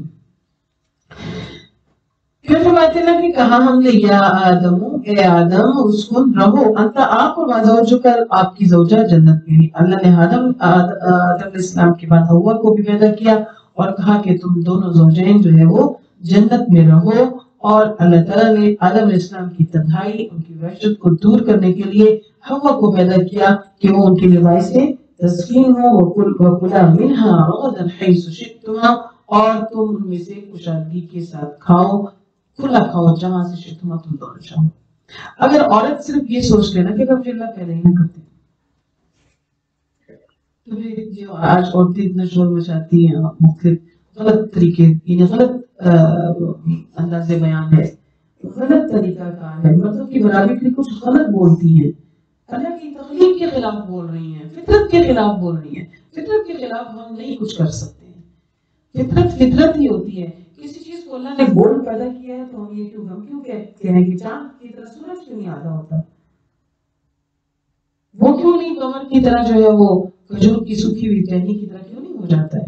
तो ये गलत बात है कि नहीं है कि ये ऐसे क्यों हो रहा है, कैसे क्यों? अल्लाह ने बस इंसान को पैदा किया, अपना नायब बना दिया, अपना खलीफा इंसान बना दिया, ताल्लुक पैदा किया। अल्लाह ताला आगे हवा को पैदा ही ना करते तो हम क्या करते हैं? अल्लाह ताला हवा को पैदा करते और फिर उनके जिम्मे कुछ और ऐसा मुख्तलिफ काम होता है। और कोई भी अल्लाह ताला किसी के जिम्मे भी कोई भी काम बना सकता। कोई जानवर जमीन पे रेंग रहा है, कोई पाँव पे चल रहा है, कोई दीवार पर रेंगता है, कोई दौड़ता है, तो कोई ये कहे कि वो चार टांगों वाले मेरी दो क्यों है? फितरत के खिलाफ बात हुई ना। तो अल्लाह ने यहाँ से ये देखिए कि हवा को पैदा किया उनकी सकूनत के लिए, उनके साथ रहाइश पजीर होने के लिए, उनकी वहशत को दूर करने के लिए। तो एक तो उसको यहाँ पे औरतों को ये भी लेना चाहिए कि वो मर्दों के लिए जो है वो टेंशन का बाइस न बने, उनके साथ झगड़ों का बाइस न बने, खामखा के लड़ाइयां ना करें। हाँ कहीं बनती कोई जनमन बात है, कभी बहस को बायसा हो जाता है तो उसको तोड़ ना दे, उसको खत्म कर दे। हो जाता है, दो लोग रहते हैं ऐसा होता है, और ज़ाहिर अपने वफात के लिए, घर के वफात के लिए बोलते हैं। तो जब हम घर के वफात के लिए बोलते हैं और मर्द अगर नहीं सुनते हैं कुछ ऐसी बात, तो कोई बात उसको तवील ना दे। हम अल्लाह की ऐसी तख्लीक है, हमें अल्लाह ने ऐसा पैदा किया है, अल्लाह हमसे बहुत बड़ा काम ले रहे हैं। हम ये क्यों कहें कि एक मर्द एक औरत के बराबर नहीं हो सकता? हम यूं क्यों नहीं कहते एक औरत मर्द के बराबर नहीं हो सकता? हम यूं क्यों नहीं कहते हैं कि एक मर्द जो एक औरत के बराबर नहीं हो सकता? नहीं हो सकता। अल्लाह ने मर्द के लिए कहा ही नहीं कि उसके पैरों तले जन्नत है, ये कहा ही नहीं है। अल्लाह के नबी ने किसी हदीस में ये कहा ही नहीं है, जैसे कि 3 बार किसका तुम पर हक है, उम्मिक 3 दफा अल्लाह ने ये कहा ही नहीं कि अभी तेरे बाप कैसे, कहा ही नहीं। दर्जे देखे जाए तो कैसे है? सुभान अल्लाह। एक अलग मौजू है। तो अल्लाह ने हवा की तख्लीक की, ये चूंकि कुरान हमें साथ साथ सीखना भी है ना, तो चले कोई 40-50 साल ऐसे ऐसे गुजर गए, फिर कुरान के मुताबिक भी हो जाए। शोहर हजरात भी कहें कि पढ़ रही है कुरान तो माशाल्लाह इसमें तब्दीली भी है, इनकलाब आ रहा है, तो वो खुद बदल जाएंगे, लिहाज करेंगे। यकीन कीजिए अल्लाह का कुरान पढ़ने पर, अल्लाह के कुरान के अमल करने पर, जब वो पहले भी इज्जत तो देते थे, अब जैसी इज्जत देंगे उसके अंदर जो वो एहतराम भी दाखिल हो जाएगा इंशाअल्लाह। आजमा कर देखिए, अल्लाह का कलाम हमें इज्जतें देने वाला है। जहां कोई तकलीफ आती है वो आजमाइश की नेमत लगती है कि अल्लाह ताला मुझे इसमें सुरखुर करना, मुझे इसमें जो है वो कामयाब रखना, मुझे जाया न करना, मुझ पर वो बोझ डालना जिसके मैं इस्तिताअत रखूं। तुम्हारा ये जन्नत है, इसमें खुला खाओ जहां तक जहां रहना चाहते हो रहो, लेकिन वला तक़रबा मत करीब जाना। हाज़िही शजरती, ये दरख्त मैं बता रहा हूँ, इसके करीब नहीं जाना, ये आपके लिए ममनुआ है। अब बंदा कहे ये क्यों, सारी जन्नत तो दे दी, एक दे दूं? नहीं, हुआ अल्लाह, वही अल्लाह है। अगर वो कहता एक दरख्त तुम्हारा है, बाकी जन्नत खबरदार ये आपकी नहीं है, बंदा कहे मैं इस एक दरख्त से क्या करूं? बंदा ना शुक्र है ना, ऐसे कहेगा मैं एक दरख्त से क्या करूं, पूरा बाग तो अल्लाह ने जन्नत का खुद हमारे लिए पाबंद कर दिया। एक बार अल्लाह ने सारी नेमतें दी कि एक दरख्त हो, यानी बंदे की नेचर में ये बात आई हुई है कि वो जिससे मना किया कहता है कि क्यों ना करो। वही पहले समझाते हैं ये इसलिए ना करो कि तुम्हारे रब ने तुमको मना किया। अल्लाह ने सारी जन्नत दे दी तो एक दरख्त भी दे दी तो भला क्या था? भला ये था कि ये मालूम ना होता कि बंदा अपने रब की इताअत में कितना मुकम्मल है, और जहां दुनिया फरेब देने आ जाए और दुनिया उसको कसम उठा के कहे कि मैं तुम्हारा ख्यापा हूं, रब ने तुम्हारे लिए बड़ी बहुत यानी धोखा दिलाया है कि रब ने तुम्हारे साथ माज़अल्लाह कोई नाइंसाफी की, ये फल खा के तो सारी उम्र बंदा जिंदा रह सकता है, तो तुम जो है वो इस पर नहीं इस पर चलो। तो बंदा कि हाँ बाकी में तो हमेशा उसको खा ले, उस रास्ते पे चला जाए, तो क्या हो जाएगा? अताअत से निकल गया। जब अताअत से निकल गया फाज़ल्लहुमा, बस बहका दिया, फिसला दिया, शैतान ने उन दोनों के दिल में वसवसे डाल दिए, और वहां से जब उनके वसवसा अंदाजी जब दखील हो गई तो पर नतीजा क्या हुआ? हमेशा की जिंदगी तो फिर क्या मिलनी थी? वो जो जन्नत मिली हुई थी वो भी ले रही थी, निकलवा दिया उन दोनों को जिसमें वो थे। तुम में से बाज़ एक दूसरे के आदो दुश्मन है, और तुम्हारे लिए ज़मीन में मुस्तक़र ठिकाना है, मता और फायदा उठाना है एक मुद्दत तक। आरज़ी क़यामगाहें तुमको दूंगा, अब जाओ यहाँ से। आदम और हव्वा को जमीन में उतरने का हुक्म दिया गया और कहा कि एक मुद्दत तुम्हारा ठिकाना। अब जब अल्लाह ने जन्नत की नेमतें ले ली और अल्लाह ताला के सामने से ऐसा कलिमा आ गया उनके लिए, तो समझ गए आदम अलैहिस्सलाम कि जब जन्नत का लिबास ही उतरवा लिया गया है तो इसका मतलब है कि अल्लाह हमसे नाराज हो गए, ये तो हमारा दुश्मन था, इसने हमें गलत रास्ते पर चलाया है। तो नदामत पैदा हुई, तौबा का ख्याल आया कि हमें ऐसा नहीं करना चाहिए था। अब तौबा मांगी कैसे जाए? पहला इंसान है, पहली गलती है, तो पहली कोताही है, अब मांगे कैसे? सुभान अल्लाह। रहीम किसको कहते हैं, रहमान किसको कहते हैं? कि नहीं, मैंने जब सारी जन्नत दी थी तो एक दफा मना किया था, तो फिर उसके साथ 10 15 20 और क्यों नहीं किया, क्यों नहीं किया? नहीं, कोई डांट नहीं आई। अल्लाह ने जब नेमतें हटा ली, बंदे को समझ आ गई कि शैतान मेरा दुश्मन था, उसने मुझे बरगला दिया है, अल्लाह को मुझसे नाराज कर दिया, बस नदामत पैदा हो गई। जब बंदा नादिम हो गया कि मुझसे वाकई गलती हुई है, वो मेरा रब है, वही मेरा अच्छा करने वाला है, तो रब ने मेहरबानी किया कि खुद कलिमात सिखाए। फतलक्का, सीख लिए आदम ने रब्बिही, अपने रब से कलिमात, चंद बातें, चंद कलिमात, फतह अलैहि, बस रुजू किया उसकी तरफ। वो कलिमात क्या थे? रब्बना ज़लमना अनफुसना व इन लम तग़फिर लना व तरहमना लनकूनन्ना मिनल खासिरीन, कि बेशक हमने खुद पर बहुत जुल्म किया है परवरदिगार, अगर आप हमें माफ नहीं करेंगे, हम पर रहम नहीं करेंगे, तो हम नुकसान उठाने वाले में से हो जाएंगे। तो बस जब रुजू किया अल्फाज के साथ, इन्नहु हुवा तव्वाबुर रहीम, वही तो है तौबा कबूल करने वाला।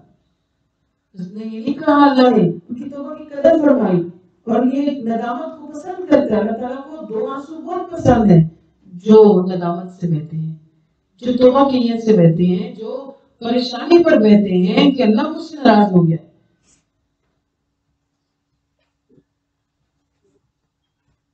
तो लिहाजा वही तो है तौबा कबूल करने वाला, और जब उन्होंने तौबा की तो अल्लाह उनकी तौबा को कबूल कर ली। अस्तगफिरुल्लाह रब्बी मिन कुल्ली ज़ंबिन व अतूबु इलैहि, ला इलाहा इल्ला अंत सुब्हानक इन्नी कुन्तु मिनज़ ज़ालिमीन। अल्लाह ताला हम सब की कोताहियों से भी दरगुजर फरमा दे। अल्लाह का हुक्म बोलना, कहा हमने भी उतर जाओ सारे यहाँ से, तौबा कबूल हो गई। पहले और तरह से हुक्म आया कि उतर जाओ, अब मनसब दे के उतारा गया, जाओ हम अपना नायब बनाते हैं, आपको खलीफा बनाते हैं, जमीन पर जाइए और वहां पर क्या करना है?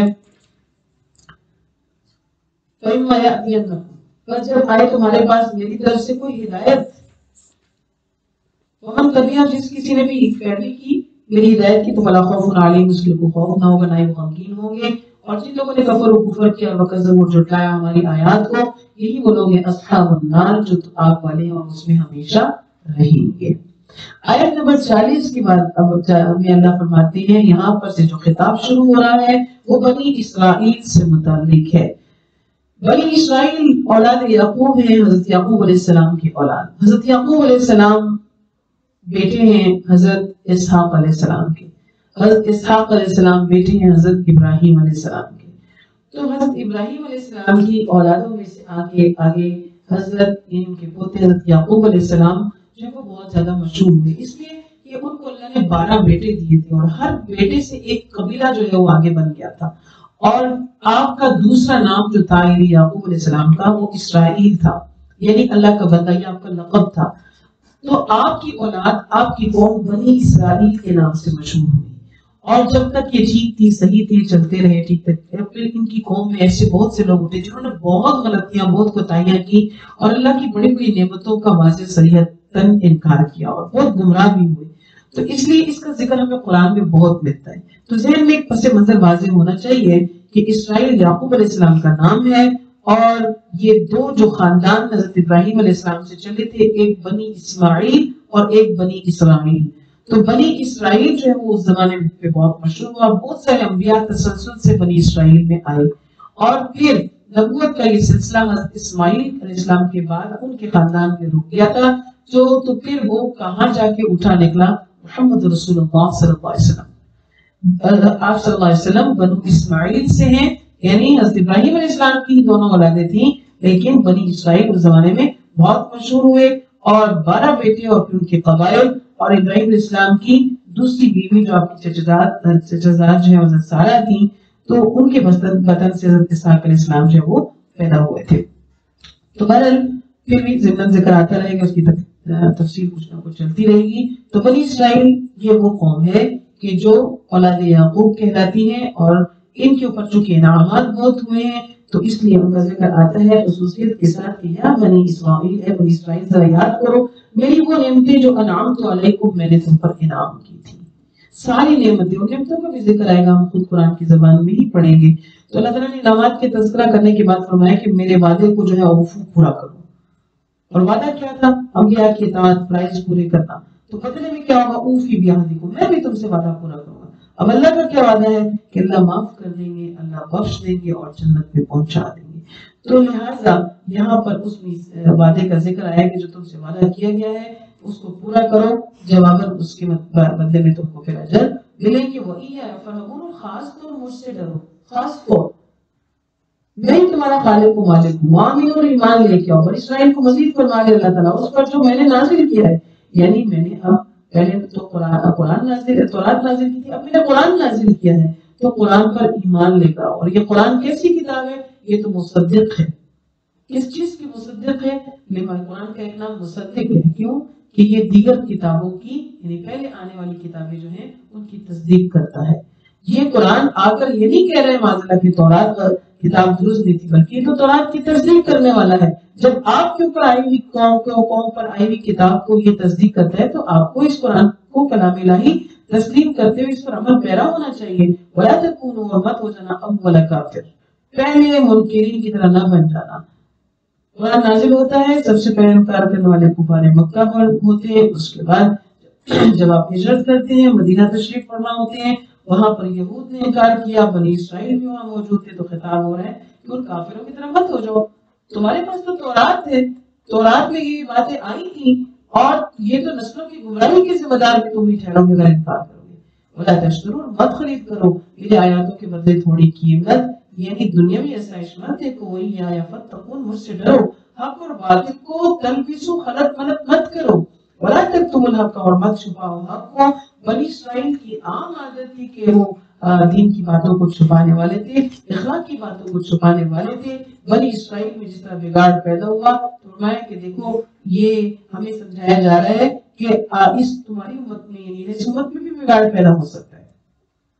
لہٰذا حق بات کو چھپانا نہیں چاہیے، حق بات کو بتانا چاہیے، چاہے کہ کوئی عمل کرے یا نہ کرے. وَتُمْ تَعْلَمُونَ، خوب جانتے ہو. وَأَقِیمُوا الصَّلَاةَ، نماز کو قائم کرو اور زکات کو ادا کرو، اور رکوع کرو رکوع کرنے والوں کے ساتھ. اَتَأْمُرُونَ، کیا تم حکم دیتے ہو ناس لوگوں کو بالبر، نیکی، اور خود کو تنسون، بھول جاتے ہو، جبکہ تم تتلون الکتاب، کتاب کو پڑھنے والے بھی ہو. کتاب پڑھ کر سمجھ کر تم اس سے انحراف کرتے ہو. یہ کیسی بات ہے کہ دوسروں کو تو دے رہے ہو حکم لیکن خود نہیں کرتے. یہود کے جو علماء تھے اپنے بعض رشتہ داروں کو کہتے تھے کہ ہاں تم جس پر ایمان لائے وہ ہے سچا نبی، اور تم اس پر ایمان لے آؤ تو اس کا، اب جب لائے تو اس کا ساتھ دینا. تو جب لوگ ان سے کہتے تھے کہ تم خود ایمان نہیں لاتے تھے تو وہ کہتے تھے کہ ہم نہیں لا سکتے ایمان، ہمارا فلاں فلاں نقصان بھی ہوتا ہے، فلاں فلاں نقصان بھی ہوتا ہے. تو لہٰذا اپنے آپ کو کیسے بھول جاتے ہو؟ دوسروں کو تلقین کر رہے ہو، تمہیں عقل نہیں ہے. فلا تاکلوا واستعینوا بالصبر، اور مدد مانگو صبر کے ساتھ، والصلاۃ، اور نماز کے ساتھ. صبر اور صلاۃ اختیار کرو گے تو برائیاں دور ہوں گی. روحانی بیماریوں کا علاج ہے نماز اور صبر. نماز پڑھو گے تو انکساری پیدا ہوگی، بیماریوں کی، دل کی بیماریوں کی شفا ہے اس میں. بے شک یہ لقبی رتن مشکل کام ہے، بھاری کام ہے، بوجھل کام ہے، مگر خاشعین، عاجزی اختیار کرنے والوں کے لیے نہیں ہے. پیارے نبی جب بھی کوئی پریشانی ان کو لاحق ہوتی تو نماز کی طرف رجوع کرتے، کیونکہ اس سے تعلق باللہ مضبوط ہوتا ہے. نماز پڑھیں گے تو شفا بھی ملے گی، قلوب بھی پاکیزہ رہیں گے. الذین، وہ لوگ، یظنون، وہ جو یقین رکھتے ہیں کہ بے شک ان کو ملاقات ربہم، اپنے رب سے ملنا ہے، ان کے لیے بھی یہ کام مشکل نہیں ہے. بے شک وہ الیہ راجعون، اسی کی طرف سب کو لوٹ کر جانا ہے، کیونکہ رب کی طرف سب منتہا ہے، سب کاموں کی انتہا رب کی جانب ہی ہے. پھر اللہ خطاب فرما رہے ہیں، اے بنی اسرائیل یاد کرو میری نعمتیں جو میں نے تم کو دی ہیں. کہ آیت 47 میں اللہ فرماتے ہیں کہ وَأَنِّي فَضَّلْتُكُمْ، میں نے تم کو فضیلت دی ہے تمام جہان پر. وَاتَّقُوا، اور ڈرو یوماً، اس دن سے کہ جب کوئی نفس جو ہے وہ کسی نفس کے کام نہیں آئے گا. کوئی انسان کسی انسان کو بدلہ دینے والا اور اس راستے پر لے کر جانے والا، اس کو فائدے بتانے والا کوئی بھی نہیں ہوگا، کوئی بھی نہیں ہوگا۔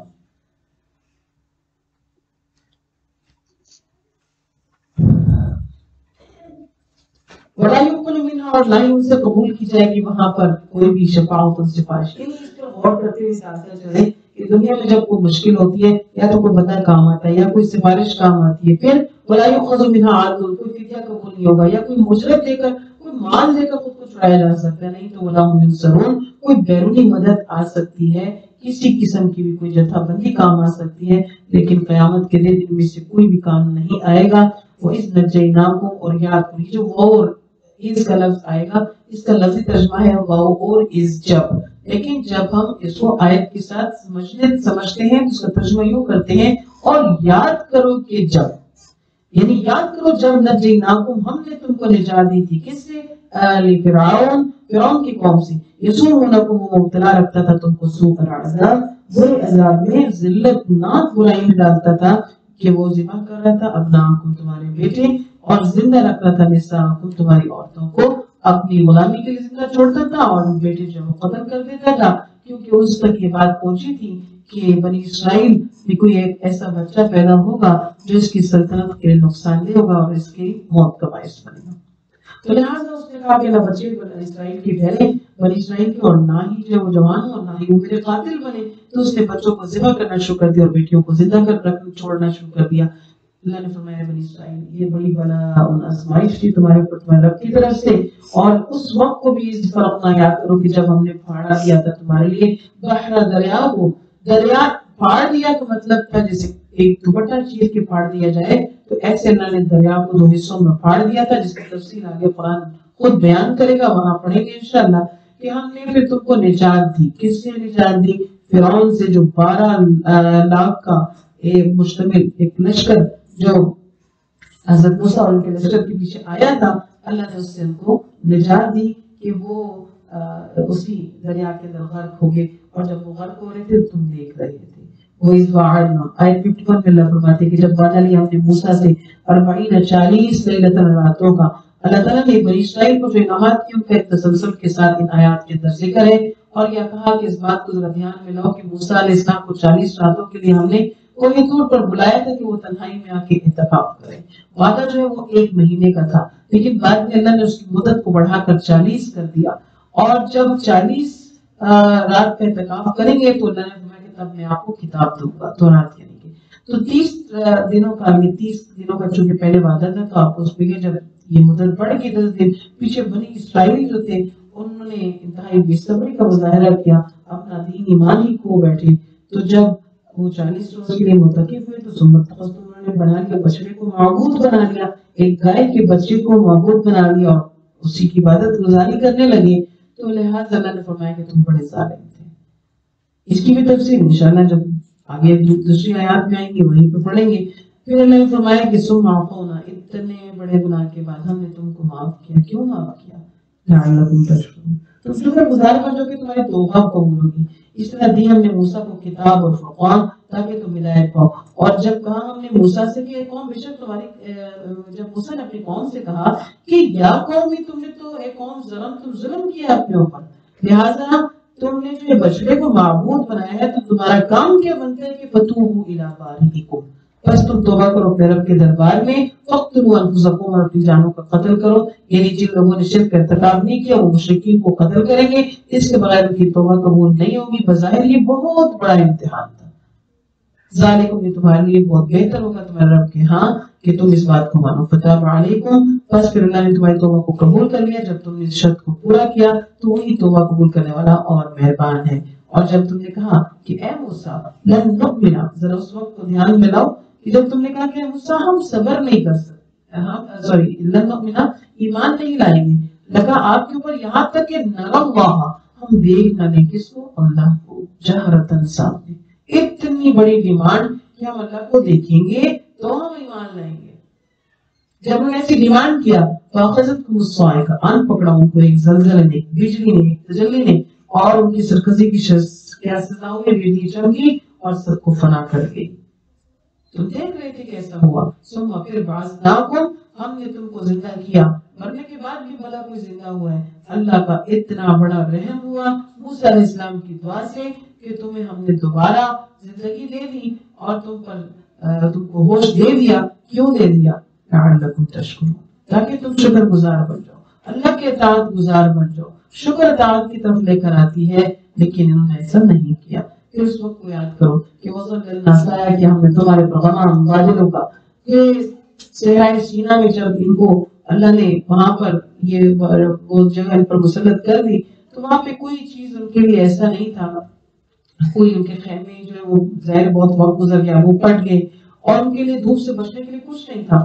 اللہ نے ان کے اوپر ایک بادلوں کا ٹکڑا بھیج دیا کہ جو ان کے اوپر رہتا اور یہ دھوپ سے بچتے تھے۔ پھر ہم نے تم پر کیا نازل کیا تھا؟ من والسلویٰ، بنی اسرائیل من و سلویٰ تم کو دیا، بنا کسی محنت اور مشقت کے تم پر لباس بھی اور کھانا پینا بھی مہیا کر دیا۔ نہ کھیتی باڑی کرو، نہ لاؤ، نہ دھو، نہ پکاؤ، اللہ کی طرف سے ایک بالکل مفت میں ان کے کھانے کا بندوبست ہوا، من اور سلویٰ۔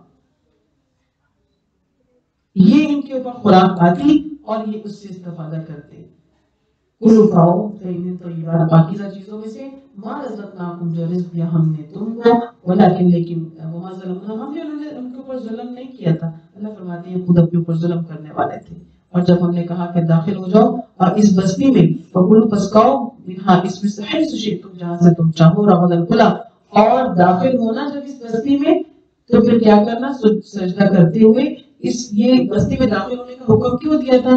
یہ اس سے اگلی آیات میں تھوڑا آگے آ رہا ہے کہ انہوں نے کہا کہ منصبہ ہم کھاتے ہوئے اکتا گئے ہیں، تو اللہ نے کہا اچھا تم جو مانگ رہے ہو وہ فلاں بستی میں جاؤ، وہاں سے سجدہ کرتے ہوئے داخل ہونا، اللہ کا نام لے کے داخل ہونا، وقولوا حطۃ، اور بخشش کا یہ لفظ حطۃ کہتے ہوئے داخل ہونا، ہم تمہارے گناہوں کو بخش دیں گے اور سنزید المحسنین، ضرور ہم دیا کرتے ہیں نیکی کرنے والوں کو۔ تو انہوں نے کیا کیا؟ بستی کے دروازے پہ آئے، فبدلا، بس بدل ڈالا ہم لوگوں نے ظلم کیا تھا، قولا بات کو، غیر الذی سوائے اس کی جو ان سے کی لهم کہی گئی تھی، انہوں نے اس کو بدل ڈالا، فانزل تو پس ہم نے نازل کیا ان کے اوپر جو ظلم کیا تھا ریزن عذاب آسمان سے، بما اس وجہ سے کہ کانوں وہ تھے یفسقون نافرمان تھے، نافرمانی کرنے کی وجہ سے اللہ کا عذاب ان کے اوپر آیا کہ وہ اللہ کی طرف سے اطاعت کرنے والے نہیں تھے۔ اسی طرح استسقاء جب انہوں نے مانگا تھا پانی، تو اسی وادی صحرائے سینا کے اندر کی بات یہ ہے کہ پینے کے لیے ان کے پاس پانی نہیں تھا اور یہ 12 قبائل تھے، تو انہوں نے پانی مانگا جب تو موسیٰ علیہ السلام اللہ سے دعا کی، وَإِذِ اسْتَسْقَىٰ جب مانگا پانی موسیٰ نے اپنی قوم کے لیے، تو اللہ نے فرمایا کہ ہم نے ان سے کہا کہ اضرب مارو بعصاک اپنی عصا کو حجر پتھر پر، فانفجرت وہ پھوٹ پڑے منہ اثنتا عشرۃ عینا ان میں 12 چشمے، قد علم البتہ جان لیا کل اناس مشربہم، ہر ایک گروہ نے اپنا گھاٹ، 12 کے 12 قبائل کے لیے 12 چشمے جاری ہو گئے اور ہر قبیلے نے اپنا اپنا ایک گھاٹ یا چشمہ جو ہے وہ ان کا مختص ہو گیا۔ اللہ نے ایک بڑے فساد سے بھی ان کو بچایا اور ان کی سہولت کا بھی بندوبست کیا، اتنے انعامات کیے اور کہا کہ کھاؤ اور پیو من رزق اللہ کے رزق میں سے، ولا تعصوا اور مت کرتے پھرو فی الارض زمین میں، مفسدین فساد کرتے ہوئے مت پھرو، کیونکہ اللہ نے تمہیں اپنی نعمتیں دی ہیں، ان نعمتوں کو لے کر چلو۔ اور جب تم نے کہا کہ اے موسیٰ ہم ہرگز بھی صبر نہیں کریں گے علی طعام واحد، ایک طرح کے کھانے پر، بس مانگے فدعو مانگے ہمارے اپنے رب سے، یخرج وہ نکالے ہمارے لیے مما اس میں سے تنبت الارض جو اگاتی ہے زمین، من بقلها وقثها فومها وعدسها وبصلها، یعنی ہم کو کیا کیا چیزیں چاہیے، ہمیں پکانے کی جیسے سبزیاں ہیں، ترکاریاں چاہیے، ہمیں گندم چاہیے، مسور چاہیے، پیاز چاہیے، یہ ساری چیزیں ہمیں چاہیے، ہم ایک طرح کا کھانا نہیں کھا سکتے۔ اللہ موسیٰ علیہ السلام نے سمجھایا اتستبدلون، کیا تم بدل دینا چاہتے ہو اس کو اس سے جو کہ ادنا ہے، یعنی تم کو بناؤ گے، تم اس کو اگاؤ گے، تو یہ تو ادنا چیزیں جو آسمان سے تمہارے لیے آ رہی ہے وہ اعلیٰ ہے، وہ اللہ کی طرف سے نعمت ہے اور خاص تمہارے لیے۔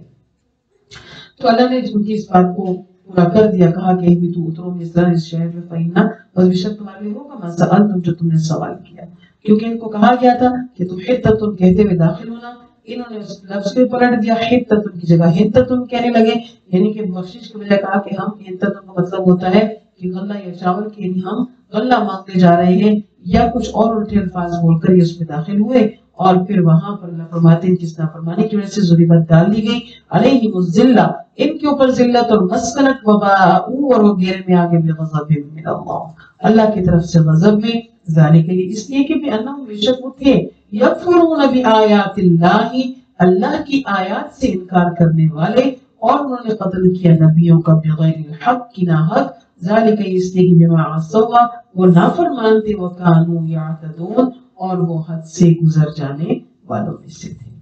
اللہ کو حد سے گزرنا بالکل بھی پسند نہیں۔ جب اس نے من و سلوہ دیا، اتنا بڑا انعام کیا، تو اس سے بڑے بڑے انعام بھی اور ان کو دیتا، لیکن نافرمانی کی وجہ سے اللہ نے ان کے اوپر ذلت، مسکنت، محتاجگی جو ہے وہ ڈال دی ہے۔ تو اس لیے اللہ سے اس کی اطاعت کی توفیق کو ہمیشہ مانگنا چاہیے کہ اللہ دین اور دنیا کے جتنے بھی ہم امور انجام دیتے ہیں، کوئی بھی ہماری زندگی کے معاملات ہیں، اللہ وہ آپ کی اطاعت سے خالی نہ ہو۔ اللہ سبحانہ و تعالیٰ سے دعا ہے کہ وہ ہم سے راضی رہے۔